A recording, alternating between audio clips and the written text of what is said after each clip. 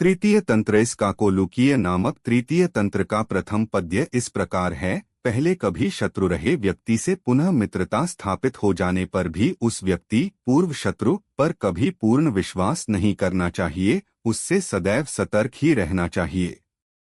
कौओं पर विश्वास करने के कारण ही उल्लुओं को अपनी ही गुफा में कौओं द्वारा लगाई आग से जलकर मरना पड़ा था। दक्षिण दिशा में स्थित महिलारोप्य नामक एक नगर के बाहर घने पत्तों और अनेक शाखाओं वाला बरगद की जाति का एक वृक्ष था। उस वृक्ष पर अपने जाति बंधुओं के साथ मेघवर्ण नामक कौओं का राजा रहा करता था।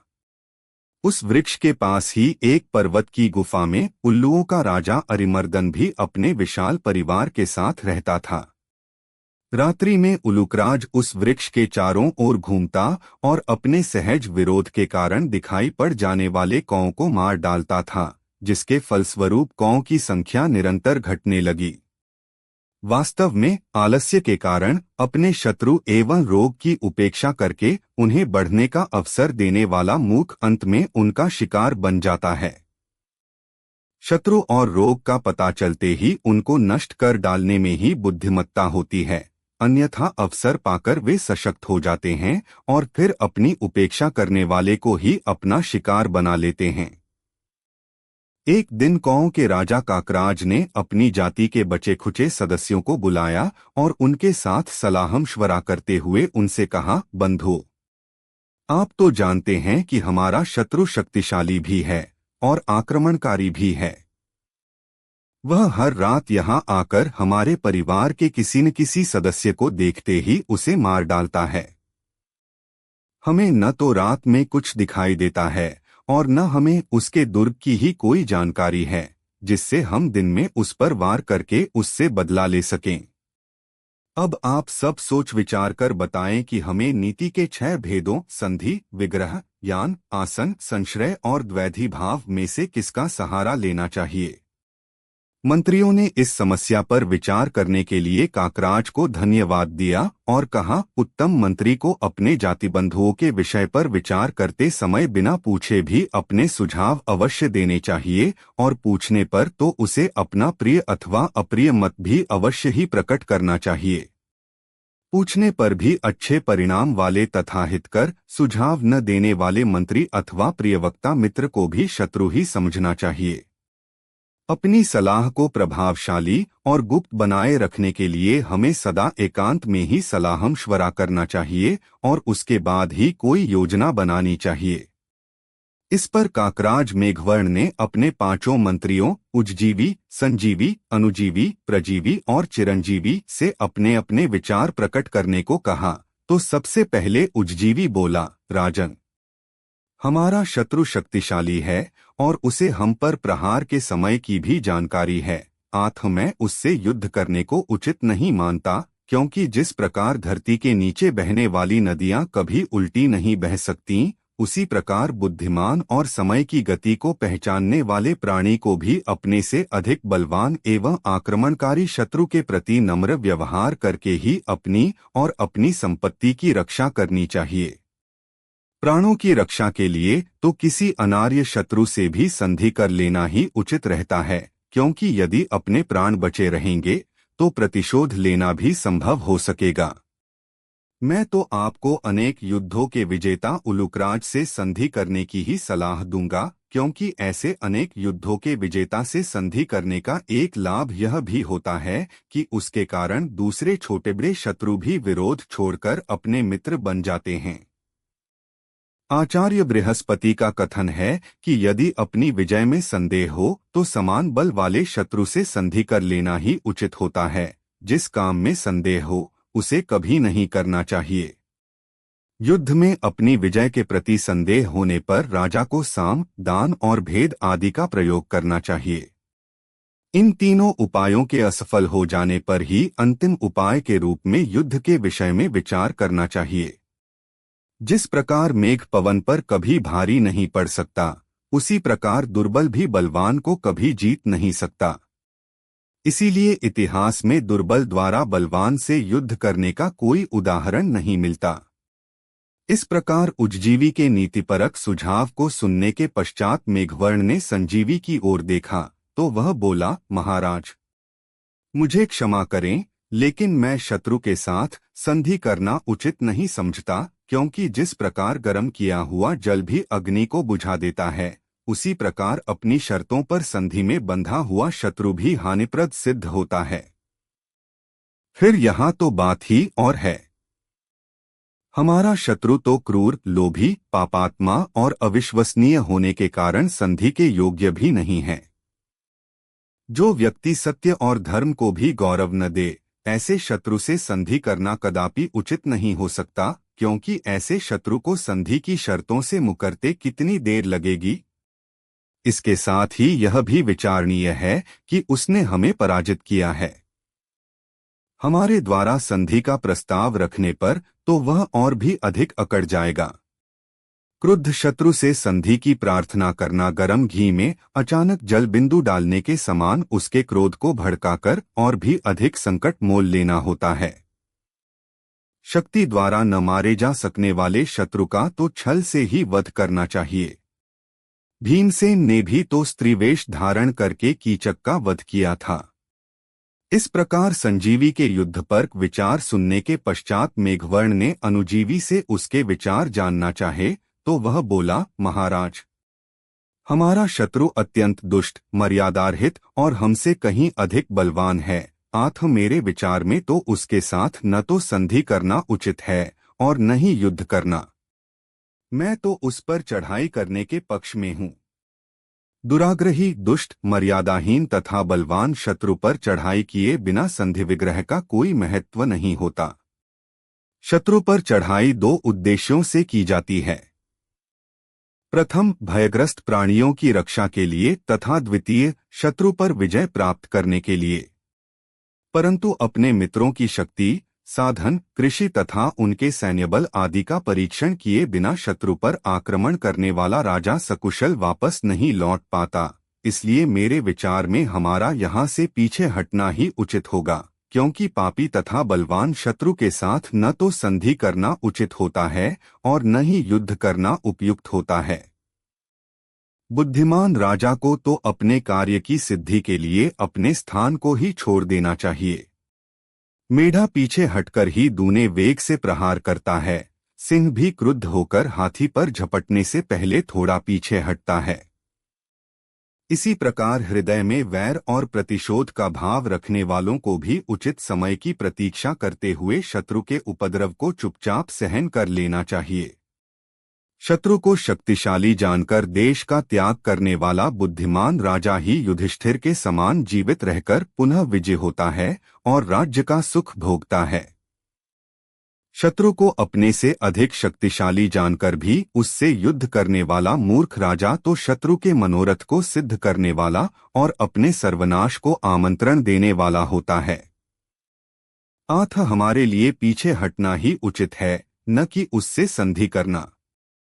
अनुजीवी के मौन हो जाने पर मेघवर्ण ने प्रजीवी से अपना मत प्रकट करने को कहा, तो प्रजीवी बोला, महाराज, मुझे तो संधि, विग्रह और यान की अपेक्षा चुपचाप बैठकर उपयुक्त समय की प्रतीक्षा करना ही उचित प्रतीत होता है। अपने स्थान पर अर्थात जल में बैठा मगरमच्छ जहां हाथी जैसे विशाल जीव को भी खींचने में सफल हो जाता है, वहां उसी मगरमच्छ के अपने स्थान से बाहर होते ही साधारण कुत्ता भी उसे पीट देता है। बलवान शत्रु द्वारा आक्रमण करने पर अपने दुर्ग में बैठा राजा अपनी सहायता के लिए अपने मित्रों को भी बुला सकता है और उनके सहयोग से अपने शक्तिशाली शत्रु को भी पछाड़ देता है। दंतहीन सर्प और मदहीन हाथी के समान ही स्थानरहित राजा के भी असहाय होते ही सभी उसका तिरस्कार करने लगते हैं। अपने स्थान पर बैठा राजा अकेले ही सैकड़ों शत्रुओं पर भारी पड़ता है। अतः बुद्धिमान मनुष्य को अपने स्थान को छोड़ने की चेष्टा नहीं करनी चाहिए। अतः मेरा तो सुझाव यही है कि आप अपने दुर्ग को सुदृढ़ बनाएं। दुर्ग के चारों ओर परकोटे और खाइयां बनवाएं और उसमें परीक्षित योद्धाओं को ही बसाएं तथा शस्त्रास्त्रों का उचित मात्रा में संग्रह करें। इस प्रकार प्रजीवी ने आसन अपनाने का सुझाव दिया, तो काकराज मेघवर्ण ने चिरंजीवी से उसका विचार पूछा। वह बोला, महाराज, संधि आदि 6 उपायों में मुझे तो अपने से तथा अपने शत्रु से अधिक बलवान एवं उसे पराजित करने में समर्थ राजा से मिलकर उसकी सहायता लेना ही उचित लगता है। नीतिकारों ने भी कहा है, जिस प्रकार वायुरहित स्थान पर प्रचंड अग्नि भी बुझ जाती है, उसी प्रकार असहाय एवं अकेला पड़ा तेजस्वी व्यक्ति भी निरुत्साहित हो जाता है। जिस प्रकार भूसीरहित चावल उगने में समर्थ नहीं होता, उसी प्रकार साथियों से दूर रहते हुए और अकेला पड़ा व्यक्ति भी कुछ नहीं कर सकता, अपितु इसके विपरीत तुच्छ समझे जाने वाले साथियों का साथ उपयोगी सिद्ध होता है।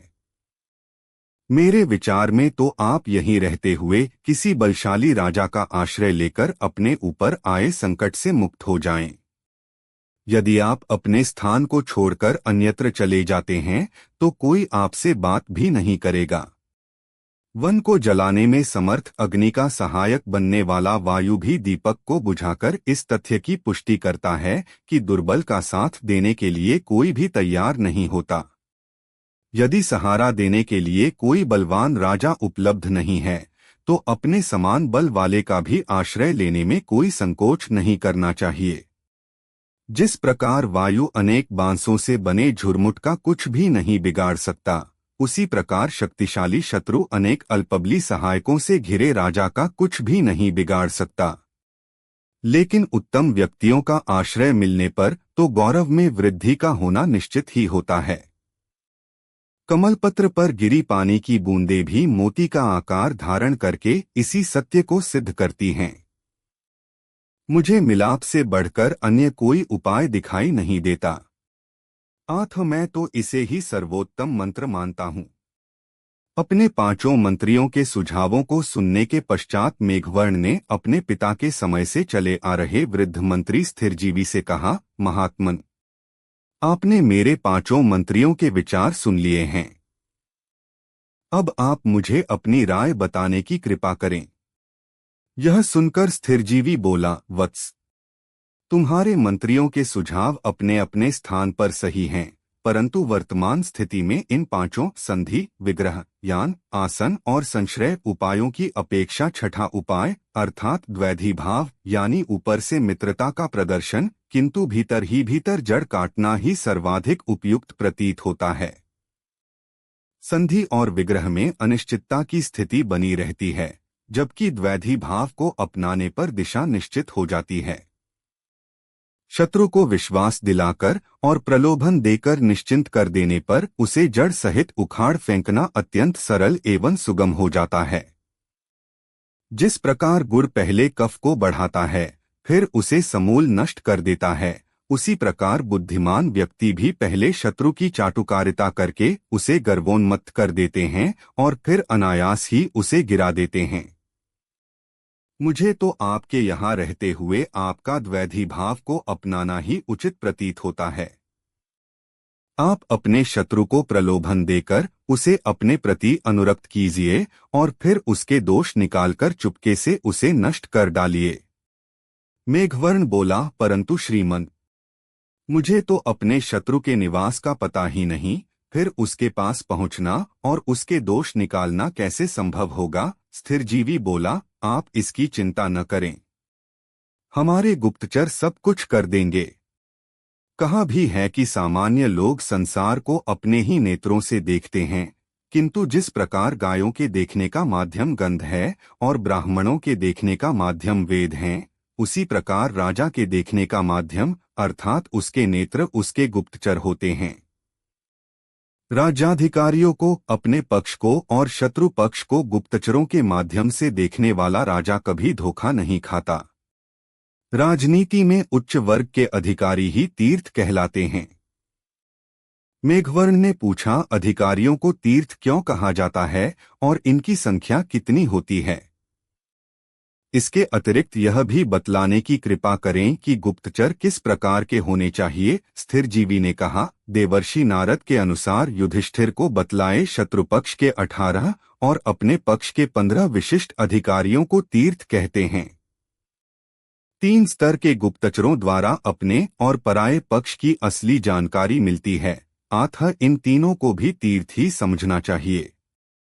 मेघवर्ण ने स्थिरजीवी से पूछा, कौओं और उल्लुओं में किस कारण से द्वेष चला आ रहा है? इस पर वृद्ध मंत्री बोला, एक समय की बात है, हंस, तोते, कोयल, बगुले, चातक, उल्लू, मोर तथा कबूतर आदि पक्षी परेशान हो गए और एक दूसरे से कहने लगे कि विष्णु भगवान के परम भक्त गरुड़ जी हमारे राजा होकर भी हमारी कोई चिंता नहीं करते।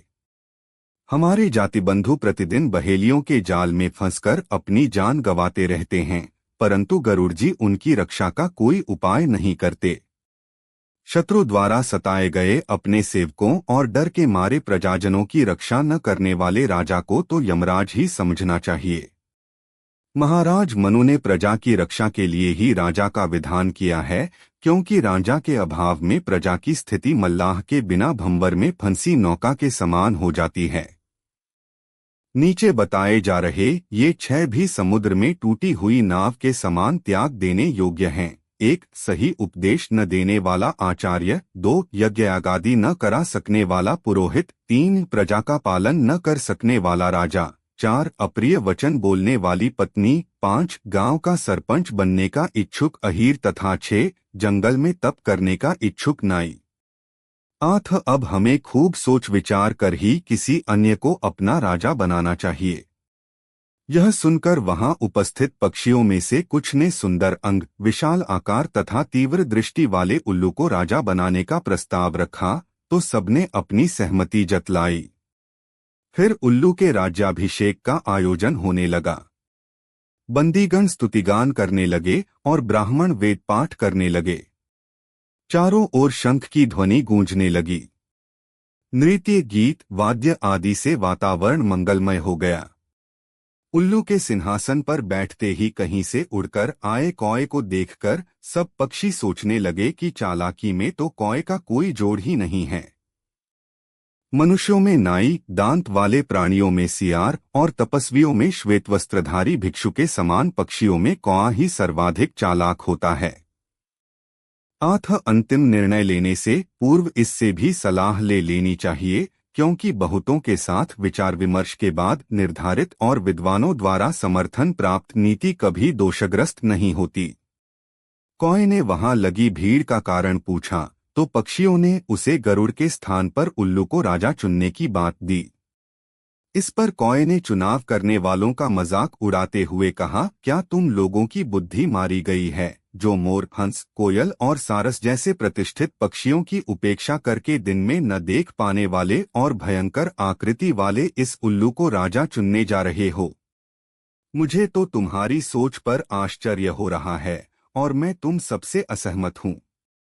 जरा सोचो तो, जिसकी नाक टेढ़ी है, जिसकी आंखें सदा चढ़ी रहती हैं, जो स्वभाव से क्रूर है, जिसका दर्शन भी अमंगलमय माना जाता है और क्रोध न करने पर भी जिसका चेहरा इतना भयंकर है कि उसे देखते ही डर लगता है, ऐसे मूर्ख पक्षी उल्लू को तुम क्या सोचकर अपना राजा चुन रहे हो? और यह भी तो सोचो कि स्वभाव से क्रोधी, उग्र, क्रूर और अप्रिय बोलने वाले उल्लू को राजा बनाकर हम पक्षियों का कौन सा प्रयोजन सिद्ध होने वाला है? इसके अतिरिक्त एक विचारणीय तथ्य यह भी है कि गरुड़ के राजा रहते किसी दूसरे को यह पद दिया भी कैसे जा सकता है। एक तो उल्लू इस पद के योग्य ही नहीं है, दूसरे अभी तो राजा का स्थान भी खाली नहीं हुआ है। ऐसे में उसको राजा बनाने के संबंध में कैसे विचार किया जा सकता है? आपका यह निर्णय विधान सम्मत नहीं है। एक ही पद पर एक से अधिक व्यक्तियों के आसीन हो जाने पर परस्पर ईर्ष्या उत्पन्न हो जाती है। तब दोनों ही अपने दायित्व को न निभाकर छोटी छोटी त्रुटियों के लिए एक दूसरे पर आरोप प्रत्यारोप लगाते रहते हैं। इसलिए शास्त्र भी एक ही राजा की अनुमति देता है, क्योंकि उसी के द्वारा प्रजा का हित हो सकता है। गरुड़ जी के नाम से ही हम सब पक्षी अपने शत्रुओं पर भारी पड़ते हैं। ऐसे प्रतिष्ठित प्राणी को अपना स्वामी बताने और केवल उसका नाम लेने भर से दुष्ट अपनी हैकड़ी भूल जाते हैं और प्रजा सदा सुख से रहती है। बड़े व्यक्तियों का केवल नाम लेने से ही सारे कार्य अपने आप संपन्न हो जाते हैं। खरगोशों द्वारा चंद्रमा का नाम लेते से ही उन्हें हाथियों का उत्पात रोकने में सफलता मिल गई थी। यह सुनकर सब पक्षी कह उठे, यह कैसी कथा है। इस पर कौआ बोला, सुनिए। कथाक्रम। एक किसी जंगल में चतुर्दंत नामक हाथी अपने यूथ के साथ रहता था। एक बार बरसात न होने के कारण अनेक नदियों, नालों, तालाबों और झीलों के सूख जाने पर हाथियों ने अपनी और अपने बच्चों की प्यास न बुझ पाने की बात कही, तो किसी नए जलाशय की खोज के बारे में सोच विचार होने लगा। बहुत सोच विचार के पश्चात मध्य देश में पातालगंगा के जल से सदा भरे रहने वाले एक ताल के आसपास निवास बनाने का निश्चय हुआ।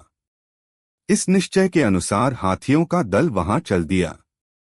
5 दिनों के बाद वहां पहुंचकर हाथियों ने जी भरकर स्नानपान का आनंद लिया और खूब जलक्रीड़ा की।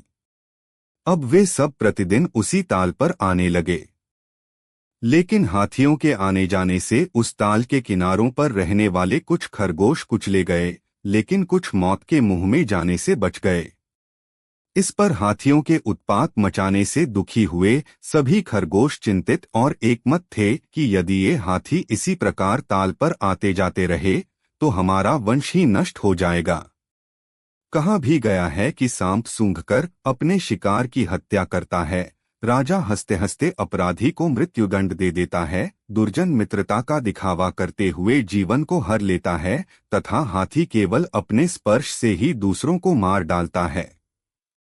इसलिए हमें इस संबंध में तुरंत ही कुछ करना चाहिए। एक सुझाव यह भी आया कि इस स्थान को छोड़कर किसी अन्य स्थान पर निवास बनाना चाहिए। महाराज मनु और आदरणीय व्यास जी का भी यही मत है कि परिवार की रक्षा के लिए किसी एक सदस्य को, गांव की रक्षा के लिए किसी एक परिवार को, जनपद अथवा नगर की रक्षा के लिए किसी एक गांव को और अपने प्राणों की रक्षा के लिए यदि किसी प्रदेश की धरती को छोड़ना भी पड़े तो उसे तुरंत छोड़ देना चाहिए। अपने कल्याण के निमित्त राजा को कल्याणकारिणी, अच्छी उपज देने वाली तथा पशुधन की वृद्धि करने वाली धरती को भी छोड़ने में सोच विचार नहीं करना चाहिए। धन को किसी आपत्ति से बचने के लिए जोड़ा जाता है, परंतु पत्नी की रक्षा के लिए उस धन को खर्च करने में कोई सोच विचार नहीं किया जाता, और अपने प्राणों की रक्षा के लिए तो इन दोनों, धन और पत्नी का बलिदान करने में भी कुछ अनुचित नहीं होता। इस पर कुछ अन्य खरगोश कहने लगे, हमें अपने पैतृक स्थान को इस प्रकार एकाएक छोड़ देना उचित नहीं लगता। यदि इन हाथियों को यहाँ आने से रोकने के लिए उन्हें कुछ डराया धमकाया जाए तो शायद कुछ काम बन जाए। कहा भी गया है कि विषविहीन सर्प को भी आत्मरक्षा और दूसरों को डराने के लिए अपने फन को खूब फैलाना चाहिए। विष न रहने पर भी सांप केवल अपने फन को फैलाकर ही अपना बचाव कर लेता है। इस पर कुछ खरगोश बोले कि यदि हाथियों को डराकर ही उनसे मुक्ति मिल जाए तो इसके लिए किसी चतुर दूत को तुरंत इस काम पर लगा देना चाहिए। हमारा राजा विजयदत्त चंद्रमंडल में रहता है। उसकी ओर से वह दूत इन हाथियों को यह सूचना दे कि चंद्रदेव का आदेश है कि हाथी हमारे आश्रित खरगोशों के इस क्षेत्र में न आएं, क्योंकि इनके आने से खरगोश कुचले जाते हैं। इसके साथ ही उन्हें यह भी डर दिखा दिया जाए कि इस आदेश को न मानने का परिणाम अच्छा नहीं निकलेगा। पर्याप्त सोच विचार के बाद सभी खरगोशों ने लंबकर्ण नामक एक चतुर खरगोश को यह काम सौंप दिया, क्योंकि सुंदर शरीर, निर्लोभी, संदेश पहुंचाने में निपुण, शास्त्र का जानकार तथा दूसरों के मनोभावों को समझने में दक्ष प्राणी ही राजा का दूत बनने के योग्य होता है। किसी मूर्ख, लोभी अथवा विशेषतः झूठ बोलने वाले प्राणी को दूत बनाकर राजा अपने बनते कामों को भी बिगाड़ बैठता है। लंबकर्ण खरगोश ने हाथियों के मुखिया के पास पहुंचकर और एक सुरक्षित स्थान पर खड़े होकर उसे धमकाते हुए कहा, अरे दुष्ट! इस सरोवर पर नहाने, जलक्रीड़ा करने अथवा जल पीने का अधिकार तुम्हें किसने दिया है? यह सुनकर चकित हुए हाथियों के मुखिया ने पूछा, अरे तू हमें रोकने वाला कौन है? लंबकर्ण ने भी कठोर स्वर में कहा, मैं महाराज चंद्रदेव द्वारा भेजा गया उनका दूत हूँ और दूत का वचन राजा का वचन होता है। यह तथ्य तो तुम सब जानते ही होगे। हाथ में शस्त्र लिए रहने पर अथवा अपने बंधु बांधवों की हत्या का दोषी होने पर तथा कठोर वचन बोलने पर भी दूत का वध करना अनुचित माना गया है। यह सुनकर हाथियों का मुखिया बोला, अच्छा तो बता चंद्रदेव ने क्या आदेश दिया है। यह सुनकर लंबकर्ण खरगोश बोला, कल इस ताल पर आते जाते तुमने बहुत सारे खरगोशों को कुचल डाला है। शायद तुम्हें मालूम नहीं कि ये सब मेरे परिवार के सदस्य हैं। यदि तुम्हें अपना जीवन प्यारा है तो इस तालाब को छोड़कर किसी अन्य स्थान पर चले जाओ ताकि मेरे परिवार के बचे खुचे खरगोश निश्चिंत होकर जी सकें। इस पर हाथियों के मुखिया ने कहा, मुझे विश्वास नहीं होता कि चंद्रदेव ने तुम्हें दूत बनाकर भेजा है। यदि उन्होंने ही तुम्हें भेजा है तो मुझे उनके दर्शन करा दो, मैं उन्हें प्रणाम करके तुरंत ही अपने साथियों के साथ यहाँ से चला जाऊंगा। खरगोश बोला, ठीक है, लेकिन आपको मेरे साथ अकेले चलना होगा। गजराज के सहमत होने पर लंबकर्ण उसे रात में अकेला ही सरोवर के तट पर ले गया और जल में चंद्रमा का प्रतिबिंब दिखाकर बोला, इस समय हमारे स्वामी समाधि में स्थित हैं, तुम उनके दर्शन करके और उन्हें प्रणाम करके चुपचाप यहाँ से कहीं अन्यत्र चले जाओ। यदि तुम्हारी आवाज सुनने से उनकी समाधि भंग हो गई तो वह क्रोधित हो जाएंगे। चंद्रमा के प्रतिबिंब को ही चंद्रमा समझकर गजराज ने उन्हें प्रणाम किया और अपने यूथ के साथ वहां से दूसरे स्थान पर चला गया।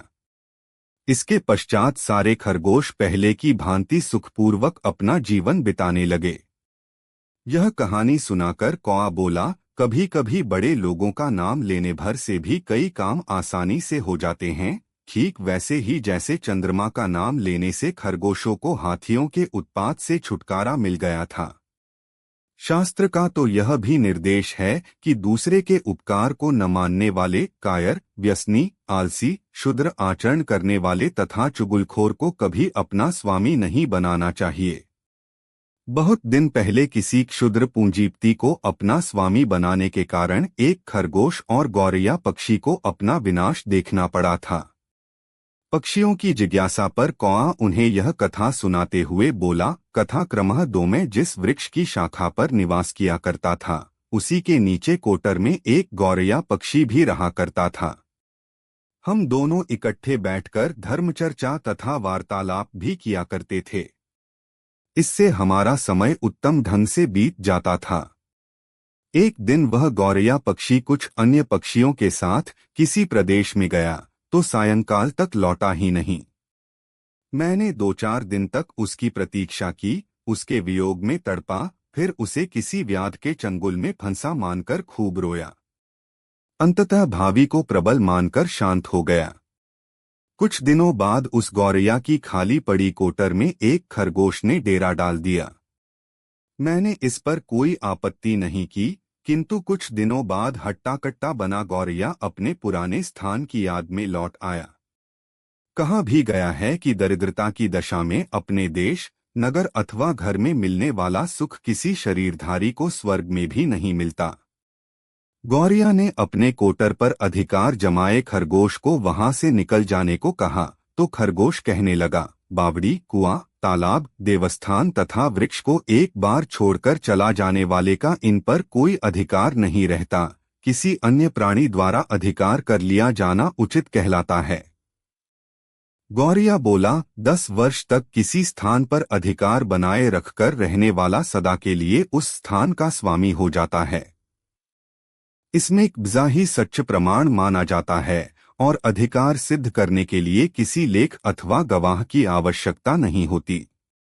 खरगोश बोला, 10 वर्ष के अधिकार का नियम मनुष्यों पर लागू होता है, पशु और पक्षी जब तक जहां रहते हैं तब तक ही वे उस स्थान के स्वामी कहलाते हैं। एक बार उस स्थान को छोड़ देने के बाद उनका स्वामित्व समाप्त हो जाता है। अब यह मेरा निवास है, लेकिन इसे छोड़ते ही यह मेरा नहीं रहेगा। गौरैया बोला, यदि तुम शास्त्र को ही प्रमाण मानते हो तो मेरे साथ चलो, किसी शास्त्रवेत्ता से ही न्याय करा लेते हैं। मैंने भी उत्सुकतावश सोचा, चलो मैं भी देखता हूं कि इनके इस झगड़े का निर्णय कैसे होता है। पास ही रहने वाले तीक्ष्णदंष्ट्र नामक एक बिलाव को उन दोनों के विवाद का पता चला, तो दोनों को अपना शिकार बनाने की इच्छा से वह ढोंगी बिलाव धर्माचार्य होने का नाटक करने लगा और एक टांग पर खड़ा होकर वह अपनी आंखें मूंदकर उच्च स्वर में कहने लगा, इस संसार में प्राणी केवल 2 दिन के लिए आता है। यह प्रिय मिलन स्वप्न के समान है और यह परिवार तो एक इंद्रजाल है। केवल धर्म ही एकमात्र सत्य है, उसे छोड़कर अन्य कोई गति नहीं है। शरीर अनित्य है, वैभव नाशवान है और मृत्यु सभी प्राणियों के सिर पर नाचती रहती है। अतः सभी प्राणियों का हित धर्माचरण और पुण्य अर्जित करने में ही है। धर्म के बिना जीवन व्यतीत करना तो लोहार की धौंकनी के समान अपने सांसों को व्यर्थ गंवाना है। सभी धर्मशास्त्रों की एकमात्र एवं सर्वसम्मत राय यही है कि दूसरों के साथ वैसा ही व्यवहार करना चाहिए जैसा हम उनके द्वारा अपने प्रति किए जाने की अपेक्षा रखते हैं। बिलाव के ऐसे धर्म संबंधी वचनों से प्रभावित होकर गौरैया ने खरगोश से कहा, आ नदी के किनारे बैठे इसी महात्मा से अपने विवाद का हल करा लेते हैं। खरगोश बोला, अरे भाई, यह तो हमारा वैरी है। गौरैया ने कहा, अच्छा तो चलो कुछ दूर रहकर ही इससे पूछ लेते हैं। खरगोश के सहमत हो जाने पर गौरैया ने दूर खड़े होकर और अपने विवाद की कहानी सुनाकर बिलाव से न्याय करने को कहा। इसके साथ ही उसने यह भी कह दिया कि झूठा प्राणी तुम्हारा भक्ष्य भी बनेगा। यह सुनकर वह ढोंगी बिलाव बोला, राम राम, ऐसा मत कहो। मैंने तो अब जीव हिंसा भी छोड़ दी है और अहिंसा का व्रत अपना लिया है। मैं जानता हूं कि शास्त्र और महात्मा अहिंसा को ही सच्चा धर्म मानते हैं। इसीलिए तो मैं जुओं, खटमलों तथा मच्छर जैसे छोटे जीवों की भी रक्षा के प्रति सदा तत्पर रहता हूं। हिंसक जीवों का वध करने वाला भी हिंसक कहलाता है और नरकगामी होता है। फिर निरपराध जीवों का वध करने वाले की दुर्गति के विषय में तो कहना ही क्या। मैं यज्ञ में पशुबलि देने वालों को मूर्ख और श्रुति का अर्थ न जानने वाले ही मानता हूँ। श्रुति में अजा से यज्ञ करने का विधान है, लेकिन अजा का अर्थ पशु बकरी नहीं, बल्कि 7 वर्ष पुराना धान्य अर्थात चावल है। सोचने की बात है कि यदि वृक्षों को काटने और पशुओं का वध करने से स्वर्ग प्राप्ति होती है, तो नरक की प्राप्ति किन कर्मों को करने से होती है। इसीलिए मैंने किसी भी जीव को अपना आहार बनाना छोड़ दिया है। हाँ, तुम दोनों के विवाद का निर्णय मैं अवश्य कर सकता हूँ। वृद्ध होने के कारण दूर से कहे जा रहे तुम्हारे वचनों को मैं ठीक से नहीं सुन पा रहा हूँ, इसलिए तुम दोनों मेरे समीप आकर अपनी बात कहो, ताकि निर्णय करने में मुझसे कोई भूल न हो जाए और मुझे परलोक में इसके लिए कोई दंड न भुगतना पड़े। शास्त्रों के अनुसार अभिमान, लोभ, क्रोध तथा भय आदि किसी भी कारण से विवाद का सही निर्णय न देने वाले को नरक की यातना भुगतनी पड़ती है।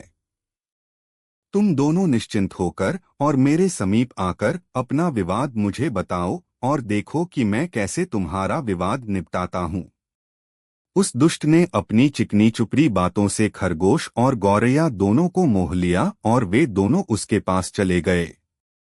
तभी उस ढोंगी बिलाव ने झपट्टा मारकर एक को अपने पैरों के नीचे दबोच लिया और दूसरे को अपनी तीखी दाढ़ों से चबाने लगा।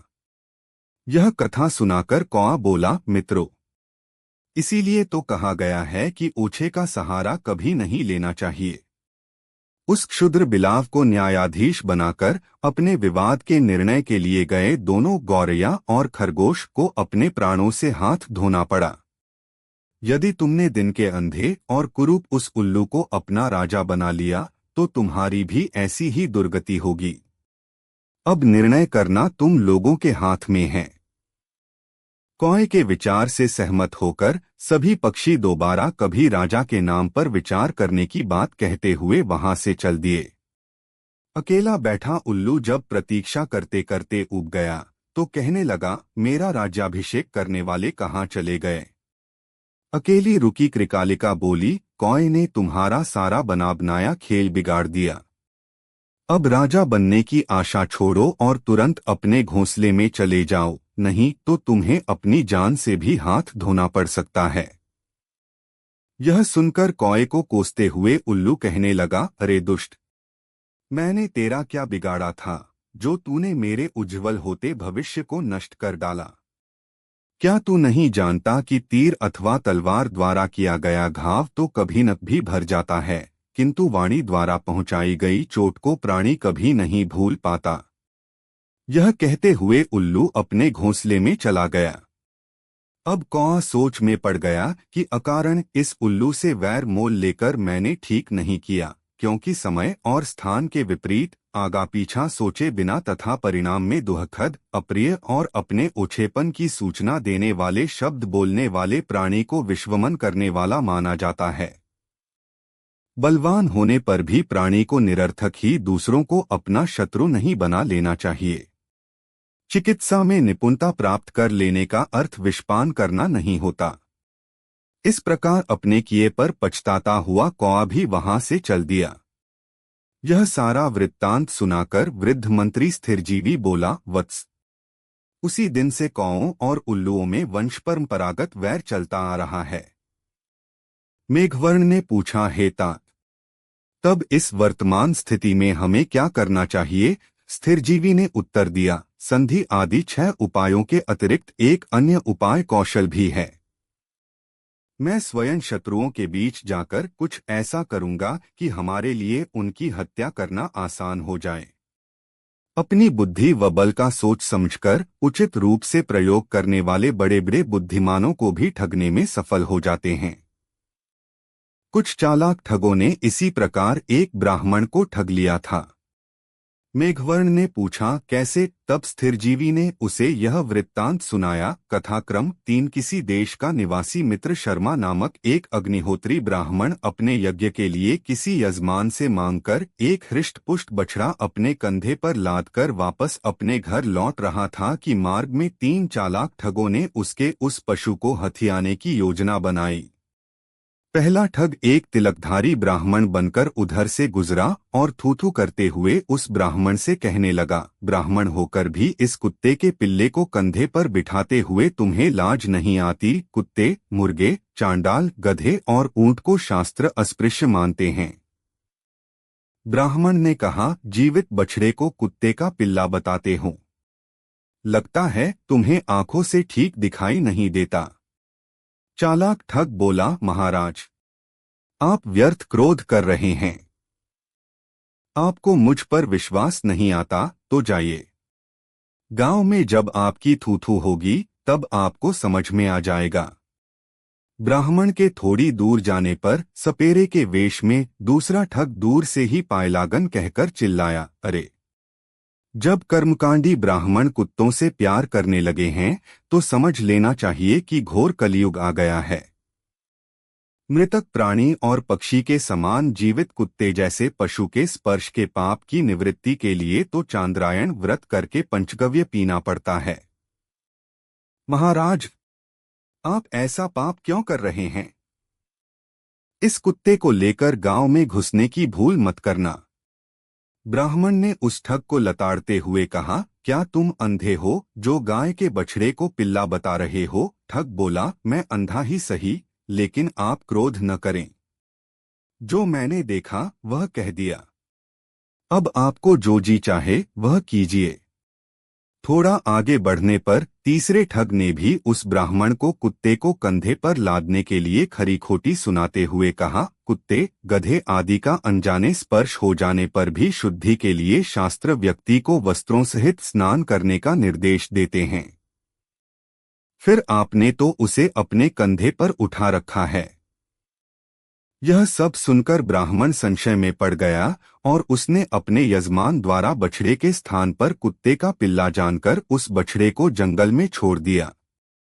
बस फिर तो उन ठगों के मन की मुराद पूरी हो गई। यह कथा सुनाकर स्थिरजीवी बोला, इसलिए मैं कहता हूँ कि अपनी बुद्धि और शक्ति का उचित प्रयोग करने वाले व्यक्ति अपने से कहीं अधिक बलवान शत्रु पर भी विजय प्राप्त करने में सफल हो जाते हैं। उन चालाक ठगों द्वारा ब्राह्मण से गाय के बछड़े को छीन लेना इसी सत्य को प्रमाणित करता है। संसार में सेवकों की चाटुकारिता से, अतिथि के प्रिय भाषण से, स्त्रियों के रोने धोने तथा धूर्तों के छल प्रपंच से धोखा न खाने वाला कोई विरला ही होता है, अन्यथा प्रायः सभी उनके धोखे में आ जाते हैं।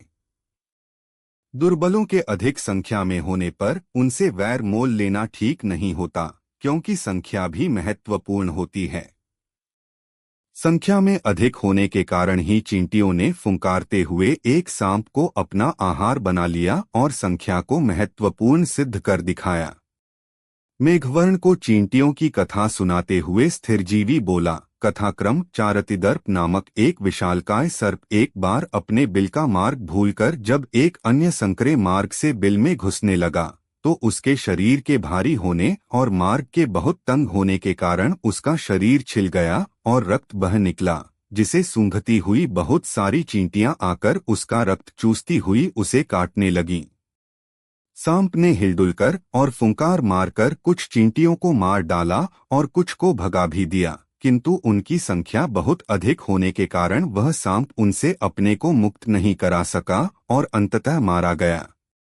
इसीलिए कहा गया है कि अधिक संख्या वालों के साथ कभी वैर नहीं करना चाहिए, क्योंकि अनेक का सामना करना सरल नहीं होता। फुंकारते हुए सांप को अपनी संख्या के बल पर ही काटकर और अपना आहार बनाकर चींटियों ने इसी तथ्य की पुष्टि की है। अपनी कथा सुनाते हुए स्थिरजीवी बोला, महाराज, मेरी बात सुनने के बाद ही आप कुछ निर्णय लें। सामदान आदि को छोड़कर मैंने जिस पांचवें उपाय को अपनाने का निश्चय किया है, उसके अनुसार आप सब मुझे अपना शत्रु समझकर खूब प्रताड़ित करें और खून से मेरे शरीर को रंगकर मुझे अधमरे की भांति इस पेड़ के नीचे फेंक दें, ताकि हमारे आसपास घूमते शत्रु के गुप्तचरों को यह विश्वास हो जाए कि हम में फूट पड़ गई है। इस बीच आप सब ऋष्यमुख पर्वत पर जाकर रहने का प्रबंध करें। मैं शत्रु शिविर में जाकर उसका विश्वास जीतने और उससे शरण पाने की कोशिश करूंगा। उसके समीप रहकर उसके छिद्रों की जानकारी लेने का प्रयास करूंगा और फिर उन सारे उल्लुओं का सर्वनाश कर दूंगा। इस उपाय के बिना हम अपने इस शक्तिशाली शत्रु पर विजय प्राप्त नहीं कर सकते। मैं देख चुका हूं कि उल्लुओं के दुर्ग में प्रवेश करने और उससे बाहर आने का एक ही मार्ग है, और यह मार्ग ही उनके सर्वनाश का कारण बनेगा। क्योंकि नीतिशास्त्र के पंडितों के अनुसार दुर्ग में प्रवेश करने और वहां से बाहर आने के भिन्न द्वारों वाला दुर्ग ही सर्वोत्तम होता है। अलग से बाहर आने का द्वार न रखने वाला दुर्ग तो एक प्रकार से बंदीगृह होता है। हाँ, मेरे लिए आपको चिंता करने की कोई आवश्यकता नहीं होनी चाहिए, क्योंकि संकट के समय राजाओं को अपने प्राणों के समान प्रिय एवं कृपापात्र सेवकों के जीवन को सूखे हुए ईंधन के समान तुच्छ समझना चाहिए। सत्य तो यह है कि सेवकों का पालन पोषण तथा उन्हें पुरस्कार आदि इसीलिए दिए जाते हैं, ताकि वे संकट के समय अपने प्राण देकर भी स्वामी की सुरक्षा करें और समय पर काम आएं। अब आप मेरे प्राणों की चिंता में न पड़ें और मुझे न रोकें। यह कहते हुए स्थिरजीवी ने आपस में बनावटी लड़ाई झगड़ा आरंभ कर दिया। मेघवर्ण के दूसरे मंत्री स्थिरजीवी से धक्का मुक्की करने लगे। कुछ कौए उसे नोचने व काटने भी लगे। मेघवर्ण भी उस पर आक्रमण करने लगा और कुछ ही पलों में स्थिरजीवी को लहूलुहान करके मेघवर्ण अपने परिवार सहित ऋष्यमुख पर्वत पर चला गया। उल्लुओं की गुप्तचर कृकालिका ने उलूकराज को कौओं के आपसी झगड़े और वृद्ध मंत्री स्थिरजीवी की दुर्दशा की सूचना दी, तो सूर्यास्त होते ही कौओं को मारने की योजना बनाते हुए वह बोला, शत्रुओं का इस प्रकार डरकर भागना प्रसन्नता का विषय है, क्योंकि ऐसे शत्रुओं का एक भी छिद्र उसके अपने सेवकों के अधीन हो जाने का कारण बन जाता है। उलूकराज अपनी योजना को कार्यरूप देने के लिए वटवृक्ष के नीचे बैठ गया, किंतु उसे एक भी कौआ नहीं दिखा। इस पर उसने अपने परिजनों से कौओं के नए ठिकाने का पता लगाने को कहा, ताकि उनका विनाश किया जा सके। दुर्ग में छिपे शत्रु का वध करना बहुत कठिन होता है, और यदि शत्रु संभल चुका हो और सामना करने को तैयार हो तो विजय प्राप्त करने की इच्छा से युद्ध करने वाला राजा उसकी हत्या नहीं करता। इधर स्थिरजीवी सोच रहा था कि यदि उल्लुओं ने कौओं का पता लगा लिया तो मेरी योजना धरी की धरी रह जाएगी, क्योंकि किसी कार्य को आरंभ न करना बुद्धिमत्ता हो सकती है, परंतु आरंभ किए हुए कार्य को परिणाम तक पहुंचाना उससे भी बड़ी बुद्धिमत्ता होती है। अर्थात सफलता में आशंका होने पर कार्य को प्रारंभ न करने में समझदारी हो सकती है, लेकिन यदि कार्य प्रारंभ कर दिया हो तो उसमें सफलता प्राप्त कर दिखाना ही समझदारी है। इसलिए मैं शोर मचाकर इनका ध्यान अपनी ओर खींचता हूँ। सचमुच उसके ऐसा करते ही अपने वध को आए उल्लुओं से स्थिरजीवी बोला, देखो मैं कौं के राजा मेघवर्ण का सबसे पुराना और वृद्ध मंत्री स्थिरजीवी हूँ। उसने मुझे प्रताड़ित करके मेरी ऐसी दुर्दशा कर दी है। मुझे उसके बहुत सारे राज पता हैं और मैं वे सब तुम्हारे राजा को बताना चाहता हूँ। तुम अपने स्वामी से मुझे तुरंत मिलवाओ। दूतों ने उलूकराज को यह सब बताया तो वह आश्चर्यचकित हो उठा और तत्काल स्थिरजीवी के पास पहुंचकर उसके प्रति सहानुभूति दिखाते हुए उससे उसकी दुर्दशा का कारण पूछने लगा। स्थिरजीवी बोला, महाराज, पिछले दिनों आप लोगों के द्वारा अपने परिजनों के विनाश से नाराज होकर मेरा वह स्वामी आप पर आक्रमण करने को तैयार होने लगा, तो मैंने इसका विरोध करते हुए उसे अपने से बलवान के साथ संघर्ष न करने के लिए समझाया, क्योंकि नीतिकारों ने कहा है कि बलहीन को अपने से अधिक बलशाली के साथ वैर विरोध नहीं करना चाहिए, क्योंकि ऐसा करने का परिणाम कभी अच्छा नहीं होता। प्रायः इस प्रकार के संघर्ष में बलवान का कुछ भी नहीं बिगड़ता, लेकिन बलहीन आग में गिरने वाले पतंगे की भांति तुरंत नष्ट हो जाता है। इस प्रकार समझाते हुए मैंने अपने उस स्वामी को आपसे संधि कर लेने की राय दी, क्योंकि बलवान शत्रु को अपना सर्वस्व देकर भी उससे संधि कर लेना दुर्बल के हित में ही रहता है। इस प्रकार उसके प्राण बच जाते हैं और प्राणों के बच जाने पर कभी न भी खोया हुआ राज्य अथवा धन भी पुनः प्राप्त किया जा सकता है। लेकिन मेरे इस सुझाव को सुनकर मेरे स्वामी ने मुझे आपसे मिला होने का आरोप लगाकर और मुझ पर प्रहार करके मुझे इस प्रकार घायल कर दिया। मैं आपके चरण पकड़कर आपसे शरण देने की भीख मांगता हूँ। चलने फिरने के योग्य होते ही मैं आपको उसके ठिकाने पर ले चलूंगा। अब तो मुझे उसका कटा हुआ सिर ही देखना है। उसे देखकर ही मुझे चैन मिल सकेगा। अपने इस अपमान का बदला लिए बिना मुझे चैन नहीं मिलेगा। उल्लुओं के राजा अरिमर्दन ने अपने पिता पितामह के समय से चले आ रहे 5 मंत्रियों रक्ताक्ष, क्रूराक्ष, दीप्ताक्ष, वक्रनास तथा प्राकारकर्ण से विचार विमर्श किया, तो रक्ताक्ष का मत था कि हाथ में आए शत्रु का तत्काल वध कर देना ही उचित होता है। बलहीन शत्रु को बलवान होने का अवसर देकर उसे पहले ही समाप्त कर देना चाहिए, क्योंकि बल और पुरुषार्थ प्राप्त करके वह अजेय हो जाता है। लोगों का ऐसा कहना है कि हाथ में आई लक्ष्मी का त्याग करने वाले को लक्ष्मी भी शाप दे देती है। अनुकूल समय का सदुपयोग न करने वाले व्यक्ति को दोबारा वैसा समय मिलना कठिन ही नहीं, दुर्लभ भी होता है। इस संबंध में पुत्रवधू से दुखी होने पर भी धन के लोभ से सांप को दूध पिलाने आए ब्राह्मण से सांप ने ठीक ही कहा था, अरे ब्राह्मण, अपने पुत्र की जलती चिता और अपने पुत्र के आघात से फटे मेरे फन को देख और सोच कि क्या कभी एक बार टूटा हुआ संबंध भी पुनः जुड़ पाता है। अरिमर्दन की जिज्ञासा पर रक्ताक्ष उसे सांप और ब्राह्मण की कथा सुनाने लगा। कथा क्रम 5। किसी नगर में रहने वाला हरिदत्त नामक एक ब्राह्मण खेती का काम करता था। एक दिन वृक्ष की छाया में विश्राम करते हुए उसने अपने खेत में एक भयंकर सांप को अपना फन फैलाए बैठे देखा, तो उसने सोचा कि शायद यह सांप इस खेत का स्वामी है और इसकी पूजा न करने के कारण ही मुझे इस खेत से जितनी उपज मिलनी चाहिए उतनी नहीं मिल पा रही। वह तुरंत एक दूध भरा कटोरा उसके सामने रखकर और दोनों हाथ जोड़कर बोला, आज तक आपको न देख पाने के कारण ही मैंने आपकी पूजा नहीं की।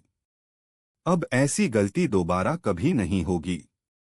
यह कहते हुए ब्राह्मण दूध के कटोरे को वहीं रखकर अपने घर की ओर चल दिया। अगले दिन जब वह अपने कटोरे को लेने आया तो उसमें पड़ी एक स्वर्ण मुद्रा को देखकर वह प्रसन्न हो उठा। अब तो प्रतिदिन यही क्रम चलने लगा। ब्राह्मण दूध से भरा कटोरा लाकर वहां रख देता और अगले दिन उसे एक स्वर्ण मुद्रा वहां पर रखी मिल जाती। एक दिन किसी कार्य से घर से दूर जा रहे ब्राह्मण ने अपने पुत्र को दूध का कटोरा सांप की बांबी के पास नियमित रूप से रखने का आदेश दिया। पुत्र ने पिता के आदेश का पालन किया और अगले दिन खाली कटोरे में स्वर्ण मुद्रा पाकर उसने सोचा, अवश्य ही इस सांप ने अपनी बांबी में स्वर्ण मुद्राएं एकत्र कर रखी हैं, आथा क्यों न इसे मारकर सारा धन हथिया लिया जाए। यह सोचकर ज्यों ही उसने सांप पर अपनी लाठी से प्रहार किया, त्यों ही क्रोधित हुए सांप ने भी पलटकर लड़के पर वार किया। सांप घायल हुआ, किंतु लड़के का तो प्राणांत हो गया। पिता की अनुपस्थिति में गांव में रह रहे बंधु बांधवों ने उस लड़के का दाह संस्कार कर दिया। घर लौटने पर ब्राह्मण ने जब सारी कहानी सुनी तो उसने अपने पुत्र को दोषी बताते हुए सांप के कार्य को उचित माना। अपने शरणागतों के साथ विश्वासघात करने वालों के मनोरथ कमल के वन में हंसों के उड़ने के समान नष्ट हो जाते हैं। अपने बंधुजनों को यह कथा सुनाता हुआ ब्राह्मण कहने लगा, कथाक्रम 6 राजा चित्ररथ के पद्मसर पर सोने के अनेक हंस रहा करते थे, इसलिए राजा के सैनिक पूरी सावधानी के साथ उस सरोवर की रक्षा करते थे। एक दिन उस तालाब पर सोने का एक बड़ा पक्षी आया तो हंसों ने उससे कहा, इस सरोवर पर हमारा एकाधिकार है, क्योंकि 6 महीनों के भाड़े के रूप में उन्होंने अपने एक एक स्वर्णिम पंख का भुगतान किया हुआ है। इस पर उस नए पक्षी और पुराने हंसों में विवाद हो गया तो नए पक्षी ने राजा के पास पहुंचकर रहने के लिए स्थान देने की प्रार्थना की। राजा ने अपने सेवकों को आदेश दिया कि वे जाकर हंसों से कहें कि इस पक्षी को भी वे अपने साथ रहने दें, अन्यथा उन्हें दंडित किया जाएगा। राजा की आज्ञा पाकर हाथ में लाठी लिए सैनिक ज्यों ही सरोवर पर पहुंचे त्यों ही एक वृद्ध हंस के सुझाव पर सारे हंस उड़ गए। इसीलिए मैं कहता हूं कि जिस प्रकार बिना सही सोच विचार किए राजा को अपने अनुचित आदेश के कारण सोने के हंसों से हाथ धोना पड़ा, उसी प्रकार मेरे पुत्र को भी लोभ के कारण ही अपने प्राणों से हाथ धोना पड़ा। इस प्रकार बंधु बांधवों को समझाकर और पुत्र के शोक को भूलकर ब्राह्मण पहले की भांति जब दूध से भरे कटोरे को लेकर सांप की बांबी के समीप पहुंचा तो बांबी के भीतर बैठे सांप ने कहा, तुम लोभवश पुत्र शोक को भुलाकर भी यहाँ आए हो, लेकिन अब हमारा संबंध निभ नहीं सकता। तुम्हारे पुत्र ने मुझे मारना चाहा और मुझ पर लाठी से वार किया और मैंने पलटकर उसे काट खाया। तुम अपने पुत्र शोक को और मैं लाठी के उस प्रहार को भुला नहीं सकता, इसलिए अब तुम्हें मेरे पास नहीं आना चाहिए, अब हमारा संबंध समाप्त हो चुका है। इस कथा को सुनाकर रक्ताक्ष बोला, महाराज, इसीलिए मैं कहता हूं कि सांप ने ब्राह्मण से ठीक ही कहा था कि तुम्हारा पुत्र शोक तुम्हें और मेरा फटा हुआ सिर मुझे लाठी के उस प्रहार को भूलने नहीं देंगे, आथ अब हम दोनों में प्रेम संबंध संभव नहीं। आथ अपने साम्राज्य को कांटों से रहित बनाने के लिए आपको इसका वध कर देना चाहिए। रक्ताक्ष के मौन हो जाने पर जब उलूकराज ने क्रूराक्ष से अपना मत बताने को कहा तो वह बोला, महाराज, इसका वध तो क्रूर कर्म कहा जाएगा। कहा जाता है कि अपनी पत्नी को बंदी बनाने वाले एक बहेलिये को भी शरणागत अतिथि मानकर एक कबूतर ने उसकी भूख मिटाने के लिए अपने प्राणों की भी आहुति दे दी थी। अब क्रूराक्ष यह कथा उलूकराज को सुनाने लगा। कथाक्रम 7 किसी जंगल में पक्षियों के लिए साक्षात यमराज बना एक बहेलिया रहा करता था, जिसे उसके हिंसक कर्मों के कारण उसके बंधु बांधवों ने भी त्याग दिया था। एक दिन उस बहेलिये के हाथ में एक कबूतरी आई तो उसे पिंजरे में बंद करके वह अपने घर ले गया। इसी बीच अचानक उस जंगल में बादल घिर आए और घोर अंधेरा छा गया। उस समय आंधी के कारण कुछ भी दिखाई देना कठिन हो गया। तो वह बहेलिया एक वृक्ष के नीचे खड़ा हो गया। कुछ देर में बादल छंट गए और आकाश में तारे चमकते दिखाई देने लगे। सर्दी और भूख प्यास से व्याकुल हुआ बहेलिया उच्च स्वर में कह उठा, जो कोई भी मेरी आवाज सुन रहा हो, मुझे अपना शरणागत जानकर वह मेरे लिए कुछ खाने पीने का प्रबंध करे। उसी वृक्ष पर बैठा कबूतर अपनी पत्नी के न लौटने के कारण चिंतित हो रहा था। पत्नी के बिना घर श्मशान के समान होता है। अपने स्वामी को प्रसन्न न रखने वाली स्त्री का जीवन व्यर्थ माना जाता है, परंतु पति को प्रसन्न रखने वाली स्त्री पर देवता भी अपनी कृपा दृष्टि बनाए रखते हैं। इस संसार में पिता, माता, पुत्र तथा बंधु बांधव सब केवल गिनती का देते हैं, अनगिनत तो केवल पति ही देता है। इसलिए पति की सेवा न करने वाली स्त्री को तो अभागिन ही समझना चाहिए। पिंजरे में बंद पड़ी कबूतरी अपने पति के वचन सुनकर उससे बोली, पति दे। पक्षियों को पकड़ने वाला यह बहेलिया अवश्य ही पापी और क्रूर है, लेकिन इस समय यह हमारा शरणागत है और इसके प्राणों की रक्षा करना आपका कर्तव्य है। संध्या के समय अपने घर में आया अतिथि सम्मान न मिलने पर गृहस्वामी को अपने पाप देकर और उसके पुण्य लेकर चला जाता है। मैं अपने पूर्वजन्म के कर्मों के कारण ही बंधन में बंधी हुई हूँ। इसके लिए बहेलिये को दोषी मानकर आप इस पर क्रोधित न हो। कबूतरी के अनुरोध पर कबूतर ने व्याध के पास जाकर उससे उसकी आवश्यकता पूछी, तो उसने सर्दी से बचने के लिए कुछ उपाय करने को कहा। कबूतर ने तुरंत ही कुछ सूखी लकड़ियां और सूखे पत्ते लाकर उन पर अग्निशिखा लाकर डाल दी, जिसकी गर्मी से उस बहेलिये को बड़ा सुख मिला। लेकिन अब कबूतर अतिथि की भूख मिटाने में अपनी असमर्थता पर व्यथित होने लगा।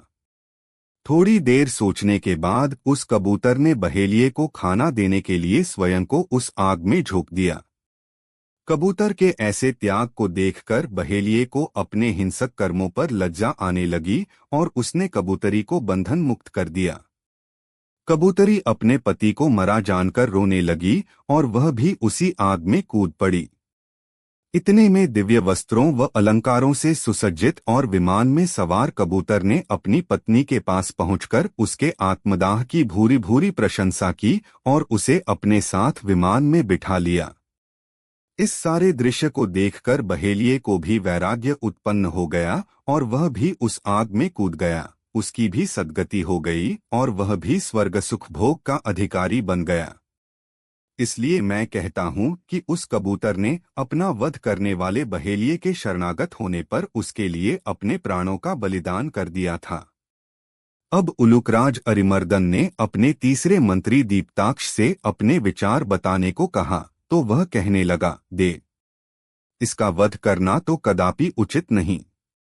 एक गृहस्थ ने अपने घर में चोर के आने को ही अपने लिए वरदान मानते हुए उसका स्वागत करते हुए कहा था, जो आज तक मुझसे घबराती थी, मेरी छाया से भी दूर भागती थी, आज तुम्हारे कारण वही मुझसे लिपटी हुई है।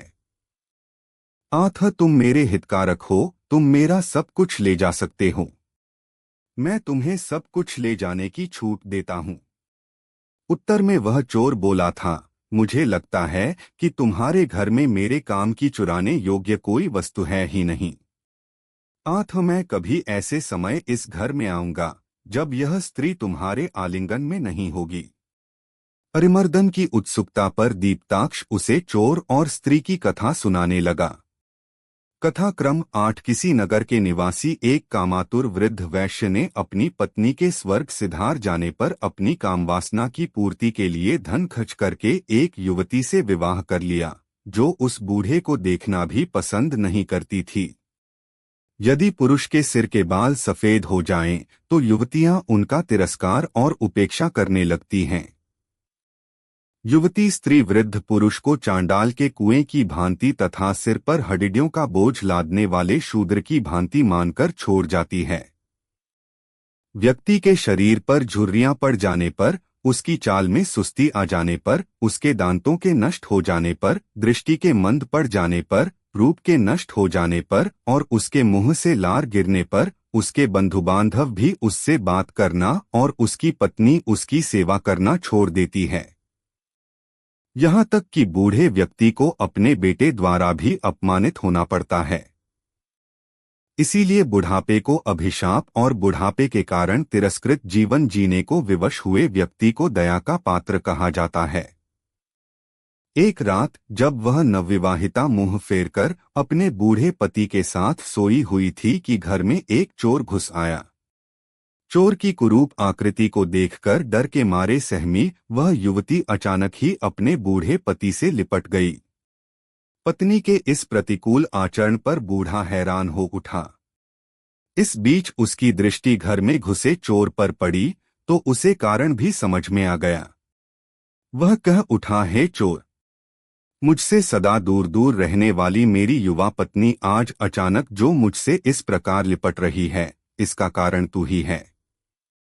मेरा इतना हित करने के बदले मैं तुझे अपने घर से कुछ भी ले जाने की छूट देता हूँ। चोर बोला, तुम्हारे घर में मेरे मतलब का कुछ भी नहीं है, आठ मैं क्या चुराऊं? जब तेरी पत्नी तेरी बाहों में नहीं होगी, मैं उस समय आऊंगा। इस प्रकार उस चोर के हितकारी सिद्ध होने पर उसे शुभचिंतक मानकर शरणागत की रक्षा करना हमारा धर्म भी है। इसके अतिरिक्त यह अपने स्वामी के दोष बताकर हमारी उन्नति का एक कारण भी बन सकता है। इतना कहने के बाद दीप्ताक्ष मौन हो गया। अब अरिमर्दन ने वक्रनास की राय जाननी चाहिए तो वह बोला, महाराज, इसका वध करना तो उचित नहीं है, क्योंकि आपस में लड़ने वाले शत्रु भी लाभकारी ही सिद्ध होते हैं। आपस में लड़ने के कारण ही चोर को अपने जीवन से और राक्षस को 2 गायों से हाथ धोना पड़ा था। अरिमर्दन की उत्सुकता पर वक्रनास उसे यह कथा सुनाने लगा। कथाक्रम 9। किसी गांव में द्रोण नामक एक अत्यंत दरिद्र ब्राह्मण रहा करता था। उसे इतना कम भिक्षाटन मिलता था कि वह सदा भूखा ही रहता था। उसने न कभी अच्छा खाया और न कभी अच्छा पहना। दाढ़ी मूछ बढ़ाए और मैले वस्त्र पहने वह ब्राह्मण नरक का जीवन बिता रहा था। एक बार किसी यजमान ने उस ब्राह्मण पर दया करके उसे गाय के 2 बछड़े दान में दे दिए, जिन्हें ब्राह्मण ने भूखे पेट रहकर भी खिलाया पिलाया, जिससे वे खूब हृष्ट पुष्ट हो गए। सहसा एक चोर की दृष्टि उन बछड़ों पर पड़ी तो उसके मुंह में पानी भर आया, उसकी जीभ लपलपाने लगी। ब्राह्मण से बछड़ों को छीनने की सोचकर भी चोर उन बछड़ों को उस ब्राह्मण से छीन नहीं सका, क्योंकि उसके मन में ब्राह्मण के शाप का भय उत्पन्न हो गया था। अतः उसने रात में ब्राह्मण के सो जाने पर बछड़ों को चुराने का इरादा कर लिया। एक रात जब वह चोर ब्राह्मण के घर जा रहा था तो मार्ग में पड़े एक भयंकर अस्थिपिंजर को देखकर वह चोर डर गया और उसे देखते ही उसने उस भयानक प्राणी से उसका परिचय पूछा तो उसने कहा, मैं सत्यवचन नामक ब्रह्म राक्षस हूँ, तुम कौन हो और इस रात के अंधेरे में कहाँ जा रहे हो? चोर ने कहा, मैं क्रूरकर्मा नामक चोर हूँ और द्रोण नामक ब्राह्मण के जवान बछड़ों को चुराने जा रहा हूँ। ब्रह्म राक्षस बोला, मैं सप्ताह में एक दिन भोजन करता हूँ, आज मेरे भोजन का दिन है और मैंने इसी ब्राह्मण को खाने का निश्चय किया है। चलो हम दोनों साथ साथ चलते हैं। ब्राह्मण के घर पहुंचकर दोनों उस ब्राह्मण के सो जाने की प्रतीक्षा करने लगे। ब्राह्मण के सो जाने पर चोर बोला, पहले मैं बछड़े लेकर चला जाता हूँ, फिर आप ब्राह्मण को खा लेना। ब्रह्मराक्षस बोला, नहीं, यदि कहीं बछड़ों ने शोर मचा दिया और ब्राह्मण जाग गया तो मेरा यहाँ आना व्यर्थ हो जाएगा। पहले मुझे इस ब्राह्मण को खा लेने दो, फिर तुम बछड़े ले जाना। इस पर चोर असहमति जतलाते हुए बोला, तुम्हारे द्वारा ब्राह्मण को खाते समय यदि कोई विघ्न आ पड़ा तो मुझे खाली हाथ लौटना पड़ेगा।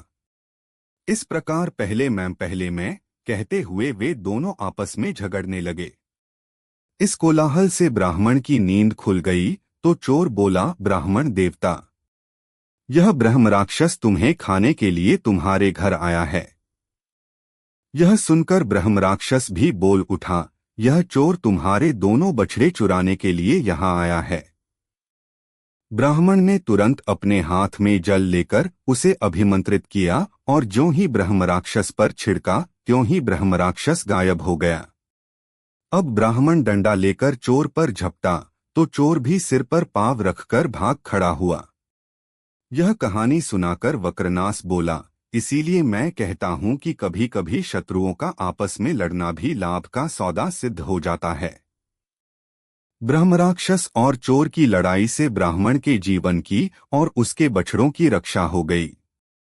वक्रनास के पश्चात अरिमर्दन ने प्राकारकर्ण की राय जाननी चाहिए, तो वह बोला, मेरे विचार में तो इसकी रक्षा करना ही उचित रहेगा। हो सकता है कि युगों युगों से चला आ रहा हमारा वैर आपसी प्यार में बदल जाए, क्योंकि एक दूसरे के रहस्यों को जानने वाले दो प्राणी जब आपस में मिलजुल कर शांतिपूर्वक नहीं रह पाते तो दोनों ही बाम्बी के भीतर रहने वाले सांपों की भांति नष्ट हो जाते हैं। अरिमर्दन की जिज्ञासा पर प्राकारकर्ण उसे आपसी झगड़े के कारण सांपों के विनाश की कथा सुनाने लगा। कथा क्रम 10 देवशक्ति के पुत्र के पेट में एक सांप के प्रवेश कर जाने के कारण वह दिन प्रतिदिन दुर्बल होता जा रहा था। चिकित्सा, औषधि और इलाज आदि का कुछ भी अनुकूल परिणाम नहीं निकल रहा था। अपने जीवन से निराश होकर वह युवक किसी दूसरे नगर में चला गया और वहां किसी मंदिर में रहने लगा। अपनी आजीविका के लिए उसने कुछ छोटे मोटे काम करने आरंभ कर दिए और किसी योग्य वैद्य की खोज भी आरंभ कर दी। वहां के नगर सेठ की 2 लड़कियां थीं।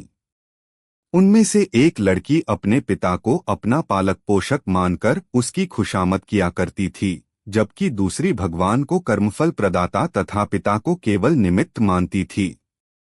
सेठ अपनी इस पुत्री के व्यवहार से इतना रुष्ट था कि उसने बदले की भावना से उसका विवाह किसी दरिद्र से करने का निश्चय कर लिया। संयोगवश देवशक्ति का वह रोगी पुत्र उसकी दृष्टि में आ गया। कन्या ने भी अपने पिता के इस निर्णय की सहर्ष स्वीकार कर लिया। विवाह के पश्चात सेठ की कन्या अपने पति को साथ लेकर किसी अन्य नगर में जा पहुंची। मार्ग में एक तालाब के किनारे अपने पति को विश्राम करने के लिए छोड़कर वह पास के गांव से कुछ खाने पीने का सामान लेने के लिए चली गई। अभी वह कुछ पग ही चली थी कि उसने कानाफूसी सुनी तो वह वृक्ष की आड़ में छिपकर खड़ी हो गई। उसने देखा कि उसके पति के पेट से एक सांप बाहर निकला और एक सांप पास की बाम्बी से भी बाहर आ गया। बाम्बी से बाहर आए सांप ने दूसरे सांप से कहा, तू इस भले आदमी के पेट में क्यों छिपा बैठा है? इस बेचारे ने तेरा क्या बिगाड़ा है? इस पर चिढ़कर पेट से बाहर आए सांप ने दूसरे सांप पर आरोप लगाते हुए कहा, तूने भी तो दूसरों के स्वर्णकलशों पर अधिकार कर रखा है। क्या मुझे छोड़ने की शिक्षा देने से पहले तू इस धन को छोड़ सकता है? कुछ ही देर में दोनों सांपों का आपसी आरोप प्रत्यारोप इतना बढ़ गया कि बाम्बी वाला सांप कहने लगा, यदि यह युवक कांजी वाला जल पी ले तो तू बच नहीं सकेगा। यह सुनकर पेट वाला सांप बोला, यदि कोई तेरी बाम्बी में गरम गरम तेल डाले दे तो तू भी नष्ट हो जाएगा। युवक की नवविवाहिता वधू ने सांपों का यह विवाद सुना तो उसने सांपों के बताए ढंग से अपने पति को रोगमुक्त कर दिया और सोने से भरे मटके लेकर अपने पिता के पास लौट आई। उसने सिद्ध कर दिखाया कि सबको अपने भाग्य में लिखा ही मिलता है। यह कथा सुनाकर प्राकारकर्ण बोला, इसीलिए मेरी मान्यता है कि यदि दोनों सांप एक दूसरे की मृत्यु के उपाय प्रकट न करते तो युवक के पेट में रहने वाले सांप और बाम्बी में रहने वाले सांप की मृत्यु न होती। अरिमर्दन को भी शरण में आए शत्रु का वध करना उचित नहीं लगा। इस पर अपने स्वामी के निर्णय से असहमत हुआ रक्ताक्ष अपने साथियों से बोला, कितने दुख की बात है कि आपने स्वामी को गलत राय देकर उनके विनाश को निमंत्रण दे दिया है। नीतिकारों ने उचित ही कहा है कि जहां अपूज्यों को पूजा जाता है और पूज्यजनों की उपेक्षा की जाती है, वहां दुर्भिक्ष, मृत्यु और भय आदि उपद्रवों का आना निश्चित हो जाता है। रंगे हाथों पकड़ा गया पापी भी अपने विनम्र लेकिन धूर्ततापूर्ण व्यवहार से अपने अधिकारियों को धोखा देने में सफल हो जाता है। इसीलिए तो अपने सामने अपने यार के साथ प्रेम प्यार करती पत्नी के मिथ्या वचनों को सुनकर भी उन्हें सत्य मानकर रथकार उस पत्नी को देवी मानने लगा था। मंत्रियों की उत्सुकता पर रक्ताक्ष उन्हें रथकार की कथा सुनाते हुए बोला, कथाक्रम 11 वीरधर बढ़ई की पत्नी कामदमनी व्यभिचारिणी के रूप में सारे नगर में बदनाम थी। बढ़ई अपनी पत्नी के संबंध में बहुत कुछ सुनता था, परंतु पत्नी की झूठी कस्मों के कारण उससे कुछ नहीं कह पाता था। वह जानता था कि आग शीतल हो सकती है, चंद्रमा गर्म हो सकता है और दुर्जन अपने स्वार्थी स्वभाव को छोड़कर दूसरों का हित भी कर सकता है, परंतु स्त्रियां कभी सती नहीं रह सकती। मुझे लोगों के मुंह से भी अपनी कुल्टा पत्नी के संबंध में बहुत कुछ सुनने को मिलता है, और मैं यह भी जानता हूँ कि वेदों और शास्त्रों में जो नहीं लिखा गया और जिसके इस संसार में होने की कल्पना भी नहीं की गई, संसार के चतुर व्यक्ति उन सब बातों को भी जान लेते हैं। उसने अपनी पत्नी को रंगे हाथों पकड़ने के लिए एक योजना बनाई। वह पत्नी से बोला, मुझे किसी काम से बाहर गांव जाना है, वहां मुझे 2-4 दिन लग सकते हैं, आठ मेरे लिए कुछ भोजन तैयार कर दो। पत्नी तो यह सुनकर प्रसन्न हो उठी, उसे तो अपने यार से मिलने का अवसर मिलने वाला था। यार से संभोग सुख प्राप्त करने वाली स्त्री दुर्दिन अर्थात बादलों से घिरे और घोर वर्षा वाले दिन को, घने अंधेरे से घिरी रात को, मूसलधार वर्षा को, गहन वन जैसे निर्जन स्थान को और पति के विदेश जाने को अपने लिए सौभाग्य मानती है। पत्नी ने तत्काल अपने पति के लिए स्वादिष्ट भोजन तैयार कर दिया और ज्यों ही बढ़ई प्रातःकाल अपने घर से बाहर निकला कि उस कुल्टा ने पति को गया मानकर अपने यार के पास संदेश भेज दिया और एक एक पल उसकी प्रतीक्षा में बिताने लगी। सायंकाल वह अपने यार के आने पर उससे लिपट गई। अवसर पाकर बढ़ई घर में आकर अपनी चारपाई के नीचे छिपकर बैठ गया। उसने अपनी पत्नी को उसके यार की बाहों में देखा तो उसने उन दोनों की हत्या करने की ठान ली, किंतु इसी बीच घर का द्वार बंद करने उठी उस कुल्टा को चारपाई के नीचे छिपे अपने पति पर संदेह हो गया।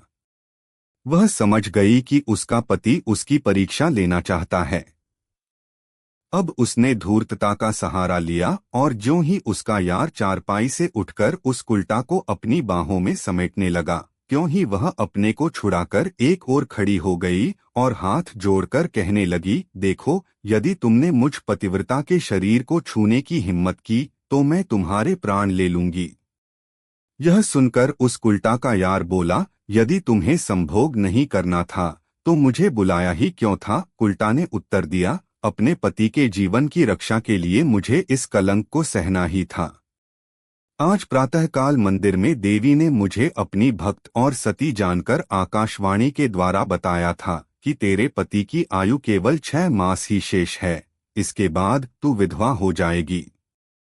तू मेरी भक्त है, इसलिए मैंने तुझे यह बता दिया है। यह सुनकर मैंने देवी माँ के चरण पकड़ लिए और धरती पर अपना सिर पटककर उससे बोली, माँ, मुझे मेरे पति के जीवन की रक्षा का उपाय बताओ, नहीं तो मैं अभी तेरे चरणों में अपनी हत्या कर लूंगी।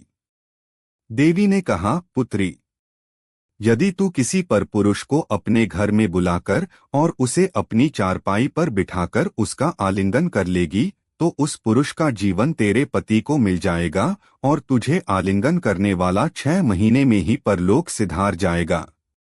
मैंने देवी के वचनों को सत्य मानकर तुम्हें बुलाने का यह दूषित आचरण किया है। आज तक मेरे शरीर को मेरे पति के सिवा कोई छू नहीं सका, आज तुमने उसे छूकर कलंकित कर दिया है। अब मेरे पास नदी में डूब मरने के सिवा अन्य कोई उपाय नहीं।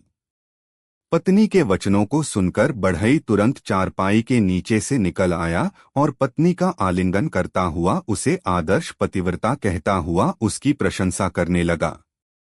उस मूर्ख बढ़ई ने अपनी पत्नी को चारपाई पर बिठाया और उस चारपाई को अपने सिर पर उठाकर नाचने लगा। इतना ही नहीं, वह मूर्ख अपनी पत्नी के यार के प्रति भी आभार प्रकट करने लगा। यह कथा सुनाकर रक्ताक्ष बोला, इसीलिए मैं कहता हूँ कि चालाक व्यक्ति प्रत्यक्ष पाप करके भी अपनी चालाकी से अपने को निर्दोष सिद्ध करने में सफल हो जाते हैं। बढ़ई अपनी आंखों से अपनी पत्नी को उसके यार की बाहों में देखकर भी उसकी चालाकी के कारण धोखा खा गया और अपनी उल्टा पत्नी को आदर्श पतिव्रता मानने लगा। इसलिए मेरे विचार में इस स्थिरजीवी नामक कौए को आश्रय देने का अर्थ अपने विनाश को निमंत्रण देना होगा। कहा भी गया है कि हितकर बात पर ध्यान न देकर प्रतिकूल आचरण करने वाले मित्रों को भी भटके हुए तथा अनजाने ही अहित करने वाले शत्रु समझने चाहिए। देशकाल के विरुद्ध आचरण करने वाले मंत्रियों के परामर्श को गौरव देने वाले राजा का वैभव भी सूर्योदय होते ही अंधकार के समान नष्ट भ्रष्ट हो जाता है। इस प्रकार मंत्रियों ने रक्ताक्ष के कथन पर ध्यान न देकर स्थिरजीवी को आश्रय देने का निर्णय लिया।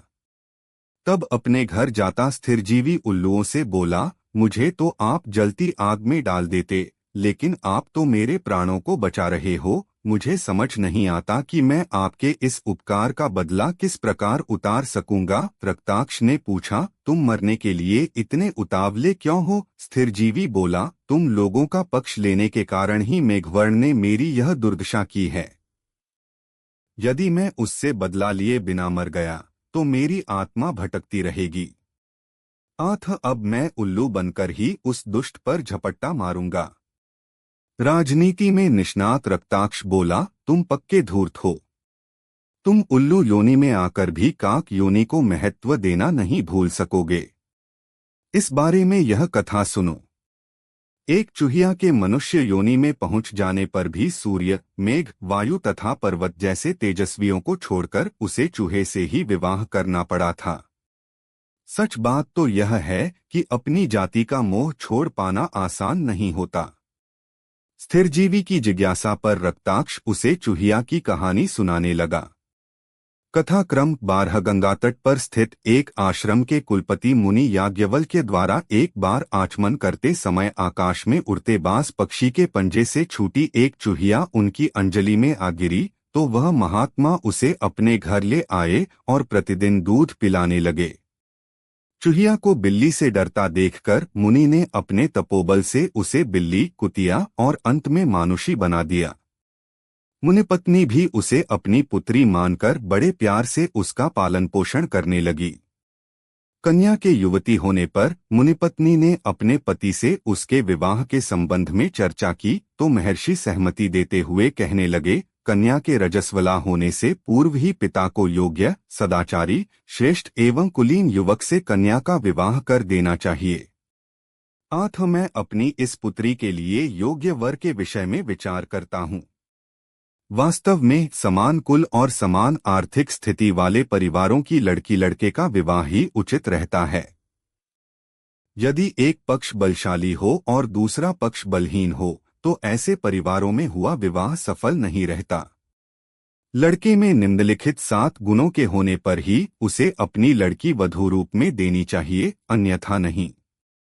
ये 7 गुण हैं कुल, शील, चरित्र, परिवार, बंधु बांधव, विद्या, धन, स्वस्थ शरीर और आयु। इन 7 गुणों के अतिरिक्त संबंध स्थिर करने में अन्य कुछ भी विचारणीय नहीं होता। मुनि ने कन्या से पूछा कि यदि सूर्य नारायण से उसका विवाह कर दिया जाए तो उसे कोई आपत्ति तो नहीं। कन्या द्वारा सहमति देने पर मुनि ने सूर्यदेव का आवाहन किया और सूर्यदेव के उपस्थित होने पर उन्होंने कन्या से विवाह का प्रस्ताव रखा, तो इससे पहले कि सूर्यदेव कोई उत्तर देते, कन्या बोल उठी, इनकी उष्णता और तेजस्विता को सहना मेरे वश का नहीं है।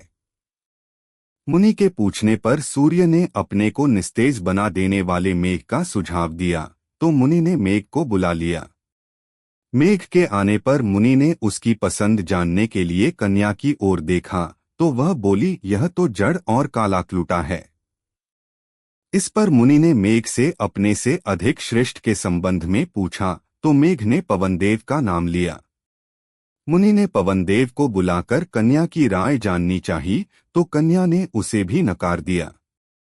मुनि ने वायु से इस संबंध में पूछा, तो उसने अपनी गति को अवरुद्ध कर देने वाले पर्वत का नाम लिया।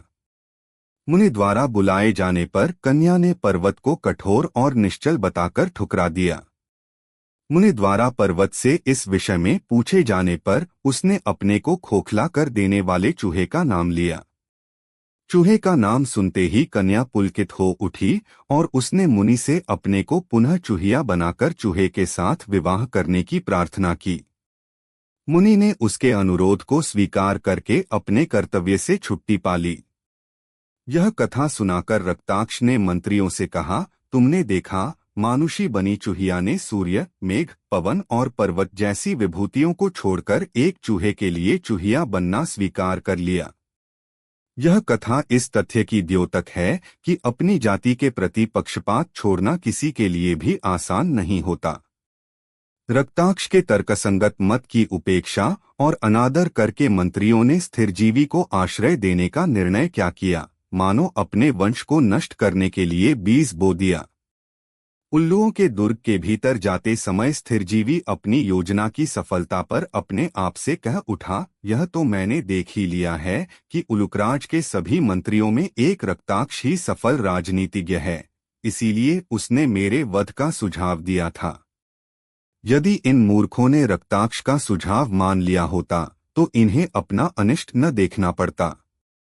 अब ये मुझे अपने दुर्ग में कहीं भी रखें, मैं भीतर तो आ ही गया हूँ, लेकिन मुझे आशंका है कि कहीं इन्हें मुझ पर संदेह न हो जाए, इसलिए मुझे कुछ ऐसा करना चाहिए जिससे मुझे दुर्ग के द्वार पर ही रहने का स्थान मिल जाए। यह सोचकर स्थिरजीवी उल्लुओं से बोला, आपने मुझे शरण देकर मुझ पर बड़ा उपकार किया है, लेकिन मैं आपसे फिर भी यही कहूंगा कि आप मुझे अपने दुर्ग के भीतर न ले जाएं, मुझे तो दुर्गद्वार पर ही थोड़ा सा स्थान देकर अपनी सेवा का अवसर दीजिए। स्थिरजीवी के आग्रह को उसका निष्कपट व्यवहार समझकर स्वीकार कर लिया गया। उलुकराज के आदेश से उसे प्रतिदिन बढ़िया भोजन भी मिलने लगा और वह कुछ ही समय में हृष्ट-पुष्ट हो गया। यह देखकर रक्ताक्ष ने अपना सिर पीट लिया। उसने उलुकराज और अपने साथियों को दोबारा चेतावनी दी और वह अपने साथी मंत्रियों से बोला, बंधन मुक्त हुए एक पक्षी ने कहा था, बंधन में फंसने वाला पहला मूर्ख मैं ही था, उसके बाद मुझे राजा को सौंपने वाला व्याध दूसरा मूर्ख था, फिर मुझे अपने पास न रखकर मंत्रियों को सौंपने वाला राजा तीसरा मूर्ख था और उसके बाद मुझे स्वर्णदाता न मानकर मुक्त कर देने वाला मंत्री चौथा मूर्ख था। इस प्रकार मुझे तो यह सारा संसार ही मूर्खों से भरा लगता है। मंत्रियों की जिज्ञासा पर रक्ताक्ष उन्हें यह कथा सुनाने लगा। कथा क्रम 13। किसी पर्वत प्रदेश में स्थित वट के एक वृक्ष पर सिंधुक नामक एक पक्षी रहता था, जिसकी विष्ठा सोने में बदल जाती थी। एक बहेलिये ने उसे देखा तो उसने अविश्वास करते हुए भी वहां अपना जाल बिछा दिया। पक्षी ने भी बहेलिये को बाल बिछाते देख लिया था, लेकिन वह फिर भी निश्चिंत होकर वृक्ष की एक शाखा से दूसरी शाखा पर उछलकूद करता रहा और अंततः बहेलिये के जाल में बंध गया। व्याध सोचने लगा कि मैं पिछले 40-50 वर्षों से यही कर्म करता आ रहा हूँ, लेकिन मैंने आज तक सोने की विष्ठा करने वाला पक्षी नहीं देखा। कहीं पक्षी के वेश में यह कोई राक्षस या भूत प्रेत न हो जो स्वर्ण का लोभ दिखाकर मेरे प्राण ही ले ले। यह सोचकर बहेलिये ने उस पक्षी को राजा को सौंपना ही ठीक समझा। राजा ने उस अनमोल पक्षी को संभाल कर रखने के आदेश के साथ ही वह पक्षी मंत्री को सौंप दिया और मंत्री ने परीक्षा करने तक धैर्य न रखकर तथा बहेलिये की बात को कोरी बकवास मानकर उस पक्षी को बंधन मुक्त कर दिया। मंत्री की मूर्खता से बंधन मुक्त हुआ वह पक्षी वृक्ष की शाखा पर बैठा अपने आप से कहने लगा, व्याध के पाश में फंसने वाला पहला मूर्ख मैं था, डर की आशंका से मुझे राजा के हवाले करने वाला दूसरा मूर्ख बहेलिया था, फिर राजा और मंत्री भी मूर्ख निकले। क्या सारे संसार में मूर्ख ही मूर्ख भरे पड़े हैं? रक्ताक्ष की चेतावनी की अनदेखी करके उल्लू उस कौए के प्रति उदार व्यवहार ही करते रहे। यह देखकर रक्ताक्ष ने अपने पक्ष के उल्लुओं को बुलाकर कहा, मित्रों, यदि तुम अपना जीवन सुरक्षित रखना चाहते हो तो मेरा कहा मानो और इस स्थान को छोड़कर किसी अन्य दुर्ग में आश्रय ले लो। नीतिकारों का कथन है कि विपत्ति के आने से पहले ही अपना बचाव करने वाला सदा सुखी रहता है।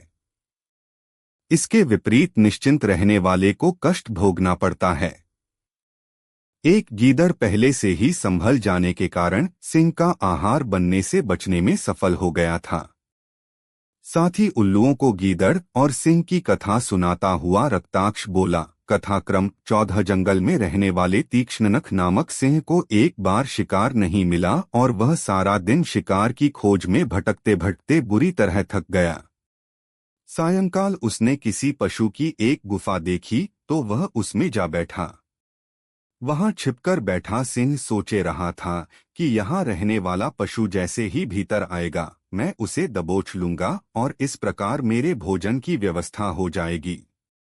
कुछ ही देर में उस गुफा में रहने वाला दधिपुच्छ नामक गीदड़ वहां आया तो उसने देखा कि किसी प्राणी के गुफा के भीतर जाने के पैरों के चिन्ह तो दिखाई दे रहे हैं, परंतु उसके गुफा से बाहर निकलने के निशान दिखाई नहीं दे रहे।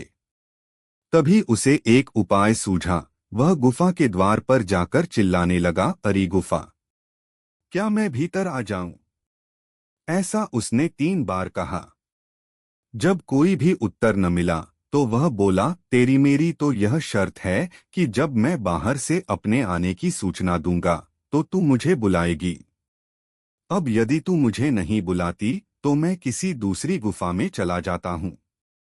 गुफा के भीतर छिपकर बैठे सिंह ने सोचा कि गुफा सचमुच ही गीदड़ को उत्तर देती होगी, किंतु आज मेरे डर के कारण चुप है, क्योंकि डर के मारे प्रायः सभी प्राणियों का शरीर कांपने लगता है और तब उनके लिए मुंह खोलकर कुछ कह पाना संभव नहीं होता। यह सोचकर सिंह ने गीदड़ को भीतर आने के लिए आवाज दी। सिंह की हुंकार सुनते ही आत्मरक्षा के लिए भागता हुआ गीदड़ अपने आप से कहने लगा, विपत्ति आने से पहले ही उससे बचने के लिए उपाय करने वाला व्यक्ति सुखी रहता है।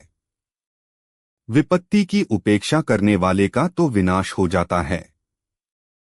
मैं इस जंगल में रहते हुए बूढ़ा हो गया हूँ, लेकिन मैंने आज तक किसी गुफा को बोलते हुए नहीं सुना। अतः तुम लोग मेरी बात मानकर मेरे साथ चलो। रक्ताक्ष के साथी उसकी इस बात से सहमत हो गए और उस स्थान को छोड़कर नए स्थान को चल दिए।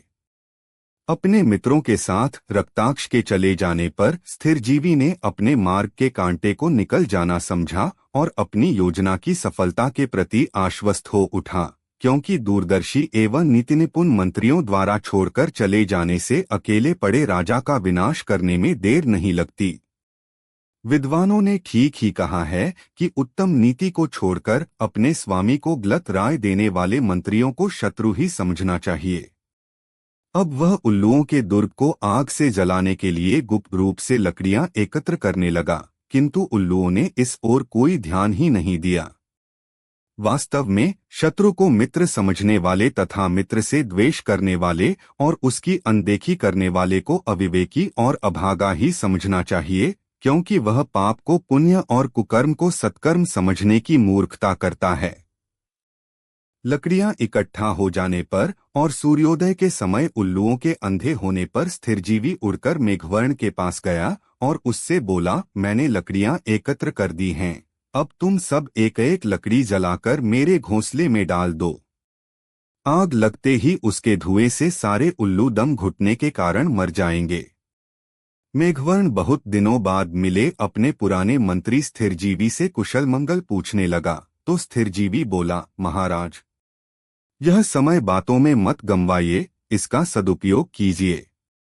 यदि शत्रु के किसी गुप्तचर को थोड़ी सी भी भनक पड़ गई तो मेरी योजना पर पानी फिर जाएगा, क्योंकि शीघ्र निपटाए जाने वाले काम की अनदेखी करने वाले पर देवता भी अप्रसन्न होकर उस कार्य की सफलता का मार्ग अवरुद्ध कर देते हैं। सही समय पर और शीघ्र संपन्न किए जाने वाले कार्य को देर में करने से उस काम के होने से मिलने वाला आनंद और लाभ नष्ट हो जाते हैं। अतः आप पहले अपना काम निपटाने का प्रयत्न करें, उसके बाद कुशल मंगल और मेरी सफलता की गाथा का सुनना सुनाना होता रहेगा। स्थिरजीवी के कथन को मान्यता देते हुए मेघवर्ण के साथ उसके सभी परिजनों ने अपनी चोंच में एक एक जलती हुई लकड़ी को थामा और उसे स्थिरजीवी के घोंसले पर फेंक दिया। घोंसला धू-धू कर जलने लगा। दिन का समय होने के कारण उल्लुओं के लिए कुछ भी देख पाना संभव नहीं था और धुएं के फैलने से उनका दम भी घुटने लगा। निकलने के द्वार पर धधकती हुई आग ने उन्हें जीवन से निराश कर दिया। अब वे रक्ताक्ष के सुझाव को न मानने के लिए अपने को कोसने लगे, परंतु अब कुछ भी नहीं हो सकता था। उन सबको अपनी मूर्खता का परिणाम भुगतना पड़ा। पल भर में आग सारी गुफा में फैल गई और सारे उल्लू उस आग में जलकर भस्म हो गए। कौए अपना काम निपटाकर अपने निवास पर लौटे तो मेघवर्ण ने स्थिरजीवी की प्रशंसा करते हुए उससे शत्रुओं को नष्ट करने के विषय में सब कुछ विस्तार पूर्वक बताने को कहा। मेघवर्ण बोला, शत्रुओं के बीच एक पल बिताना भी अत्यंत कठिन होता है, इसीलिए विद्वान लोग शत्रु के साथ रहने की अपेक्षा अग्नि में जल मरने को अच्छा समझते हैं। स्थिरजीवी बोला, महाराज, स्वामी का हित करने के लिए सेवकों को खतरों से तो खेलना ही पड़ता है। मेघवर्ण ने स्थिरजीवी के साहस और नीति निपुणता की बहुत प्रशंसा की। स्थिरजीवी ने बताया, महाराज, केवल रक्ताक्ष के सिवा वहां सभी मंत्री सर्वथा विवेकहीन थे। रक्ताक्ष मेरी धूर्तता और मेरे उद्देश्य को समझ गया था। उसने अपने साथियों को सचेत भी किया, किंतु उन सबकी मति मारी गई थी, वरना वे इस तथ्य की उपेक्षा नहीं करते कि शत्रु पक्ष से आया कोई भी प्राणी विश्वास के योग्य नहीं होता। ऐसा व्यक्ति शत्रु से भी कहीं अधिक भयंकर होता है, अतः उसे तो अपने से कोसों दूर रखना चाहिए। यदि उलूकराज के मंत्री समझदार होते तो उन्हें यह पता होना चाहिए था कि शत्रु पक्ष से आए व्यक्ति अपने शत्रु को असावधान देखकर उससे उसका सर्वस्व छीनने में एक पल भी नहीं लगाते। इसीलिए नीतिकुशल व्यक्ति अपने स्वामी की तथा उसके राज्य की रक्षा के लिए शत्रु से हरदम सावधान रहते हैं और अपनी किसी भी संभावित हानि से बच जाते हैं। नीतिकारों ने ठीक ही कहा है, जिस प्रकार अपथ्य सेवी किसी एकनेक रोग से अवश्य ही ग्रस्त होता है, जिस प्रकार धन संपत्ति पाकर कोई भी व्यक्ति अहंकारी हो जाता है, जिस प्रकार कामुक पुरुष सुंदर रमणी के आकर्षण में फंस जाता है, तथा जिस प्रकार सभी प्राणियों को एकनेक दिन मृत्यु का ग्रास बनना होता है, उसी प्रकार नीति ज्ञान से रहित मंत्री के राजा का सर्वनाश भी निश्चित होता है। जिस प्रकार लोभी व्यक्ति का यश, चुगलखोर व्यक्ति की मित्रता, कामचोर व्यक्ति की कुलीनता, कामुक व्यक्ति की विद्या तथा कृपण व्यक्ति का सुख क्षणिक होता है, उसी प्रकार असावधान एवं अकुशल मंत्री रखने वाले राजा का राज्य भी थोड़े समय के लिए ही होता है। राजन, शत्रु के घर में रहते हुए मैंने एक एक पल बड़ी कठिनाई से बिताया है। मृत्यु मुझे सदैव अपने सामने मुंह खोले खड़ी दिखाई देती थी, किंतु इसके सिवा कोई अन्य उपाय भी नहीं था। बुद्धिमान व्यक्ति वही होता है जो अपना कार्य सिद्ध करने के लिए मान अपमान, सुविधा तथा अनुकूलता प्रतिकूलता के विचार को छोड़ सकता है। अपना काम निकालने के लिए तो व्यक्ति को शत्रु को अपने कंधे पर बिठाने में भी सोच विचार नहीं करना चाहिए। अपने को मेढकों का वाहन बनाकर एक अजगर अपने भोजन से निश्चिंत हो गया था। मेघवर्ण की जिज्ञासा पर स्थिरजीवी उसे यह कथा सुनाने लगा। कथा क्रम 15 वरुण पर्वत की गुफा में रहने वाला मंदविश नामक एक काला सांप अपने बुढ़ापे में भोजन की प्राप्ति के संबंध में सोचते सोचते अपनी योजना के अनुसार मेढकों से भरे एक तालाब के किनारे उदास होकर बैठ गया। सांप को काफी देर तक उदास बैठा देखकर एक मेढक उससे पूछ बैठा, क्यों मामा, क्या आज भूखा रहने की ठानी है, जो इस प्रकार चुपचाप बैठे हो? इस पर सांप ने उत्तर दिया, भैया, मेरी तो किस्मत ही फूट गई है। अब भूखे रहकर ही अपने प्राण छोड़ने हैं। मेढक ने उत्सुकतावश पूछा, क्यों, ऐसा क्या हो गया जो तुम इतने निराश और उदास हो रहे हो? सांप बोला, कल मैंने एक मेढक का पीछा किया, किंतु मेढक भागकर किसी ब्राह्मण के घर में जाकर छिप गया। मेढक का पीछा करते हुए मैंने उसके भ्रम में ब्राह्मण कुमार के अंगूठे में काट लिया, जिससे उसका प्राणांत हो गया। मैं ब्राह्मण के आगे गिड़गिड़ाया और अनजाने में हुई भूल के लिए उससे क्षमायाचना भी की, लेकिन ब्राह्मण ने मेढक के भ्रम में अपने पुत्र को काटने का दंड देने के लिए मुझे मेढकों का वाहन बनने का शाप दे दिया। अब मुझे मेढकों को अपनी पीठ पर बिठाना है और उनके द्वारा दिए भोजन पर निर्वाह करना है। मैं इसी शाप से उद्धार के लिए मेढकों की प्रतीक्षा कर रहा हूँ। मेढक ने इस बात को अपने सभी साथियों में प्रचारित कर दिया। अब तो सभी मेढक सांप की सवारी के लिए उतावले हो उठे। सांप की पीठ पर सवारी का आनंद लेते हुए मेढकों का राजा जलपाद अपने साथ बैठे मेढकों से बोला, मित्रों, आज तक हमने हाथी, घोड़े तथा रथ आदि जैसे वाहनों पर सवारी की है, परंतु आज इस सांप की सवारी से जैसा आनंद आ रहा है, वैसा कभी किसी दूसरी सवारी से नहीं मिला। लेकिन थोड़ी दूर जाते ही उस सांप की चाल धीमी हो गई, तो जलपाद ने सांप से उसकी शिथिलता का कारण पूछा, तो सांप बोला, मैं 2 दिनों से भूखा हूँ, मुझसे चला नहीं जा रहा है। यह सुनकर जलपाद बोला, तुम 2-1 मेढकों को खाकर अपनी भूख मिटा लो। सांप बोला, आप कहते हैं तो खा लेता हूँ, और फिर एक एक करके वह सभी मेढकों को खा गया। कुछ दिनों में हृष्ट-पुष्ट होने पर मंदविष सांप अपने आप से बोला, अब तो सारे मेढक मेरे छलबल के कारण मेरे वश में हैं, अतः अब मुझे अपने आहार की कोई चिंता नहीं। अब मुझे जीवन भर अभाव का मुंह नहीं देखना पड़ेगा। मेढकों का राजा नित्य प्रति अपने वंश के विनाश को देखकर भी सांप की चालाकी को नहीं समझ सका।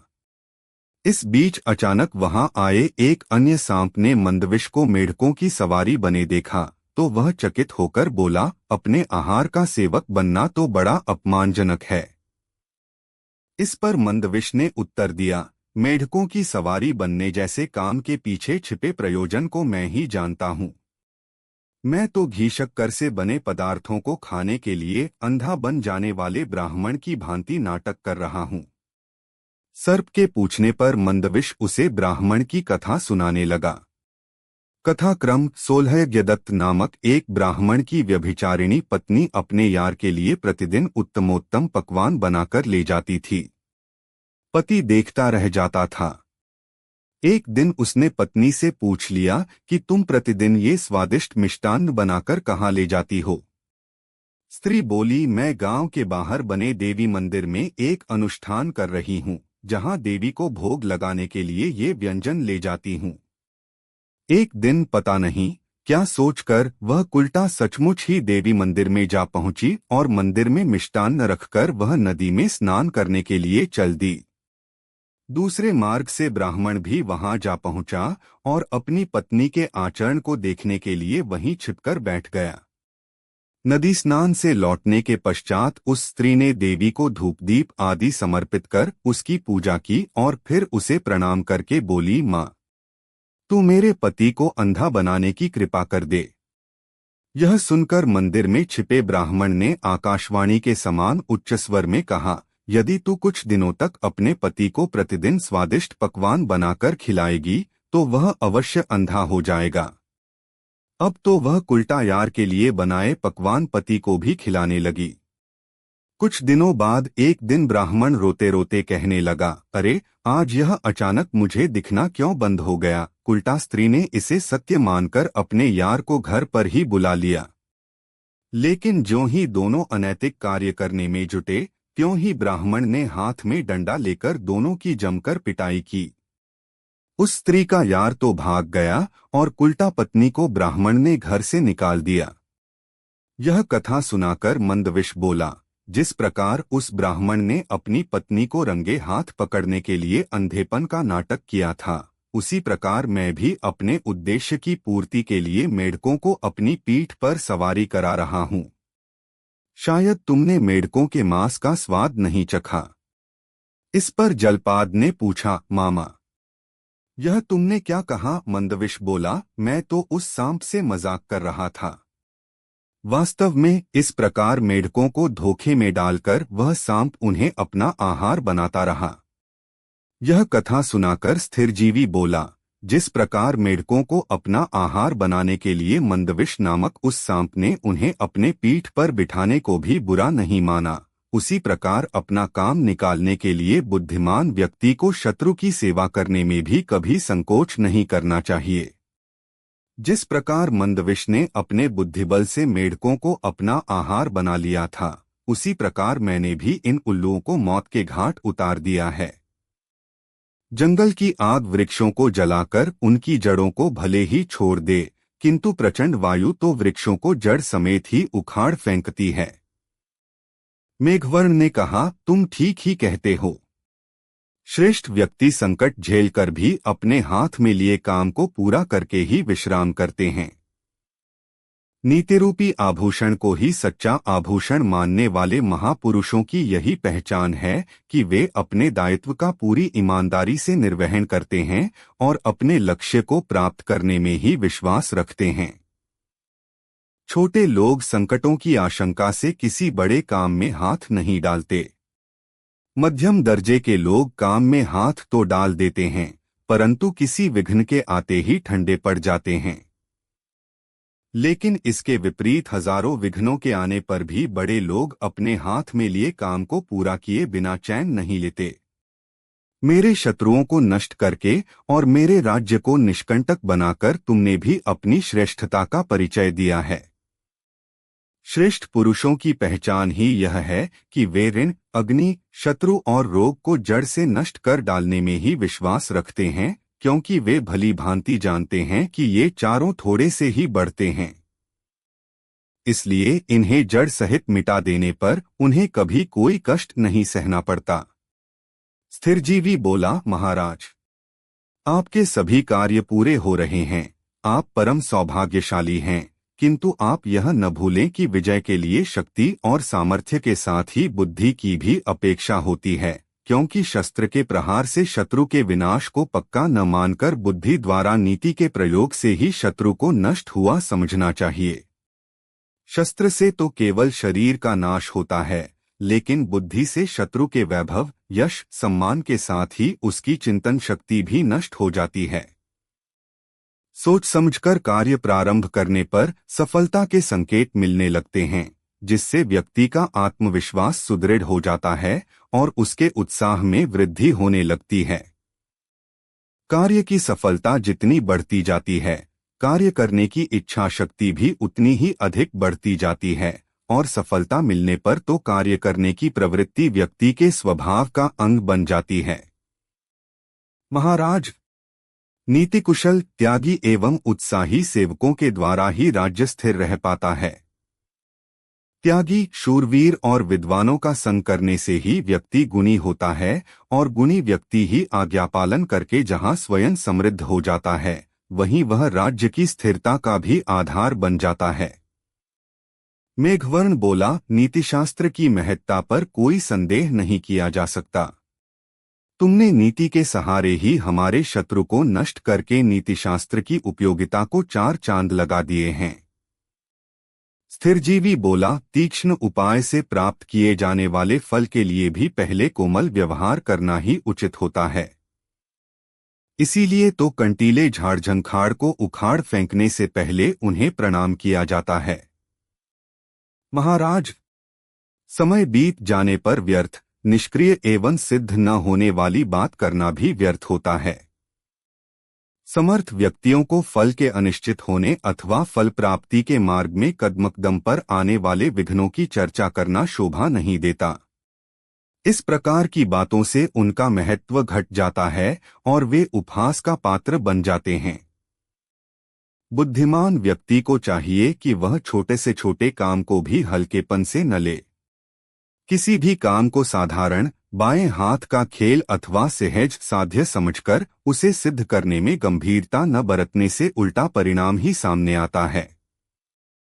अतः बुद्धिमान व्यक्ति को किसी भी काम को करते समय लापरवाही नहीं बरतनी चाहिए। आलस्य आपत्ति को बुलावा देता है, जिसका परिणाम दुहक और परिताप होता है। आज शत्रु को जीतने के पश्चात मैं सुखपूर्वक सो सकूंगा।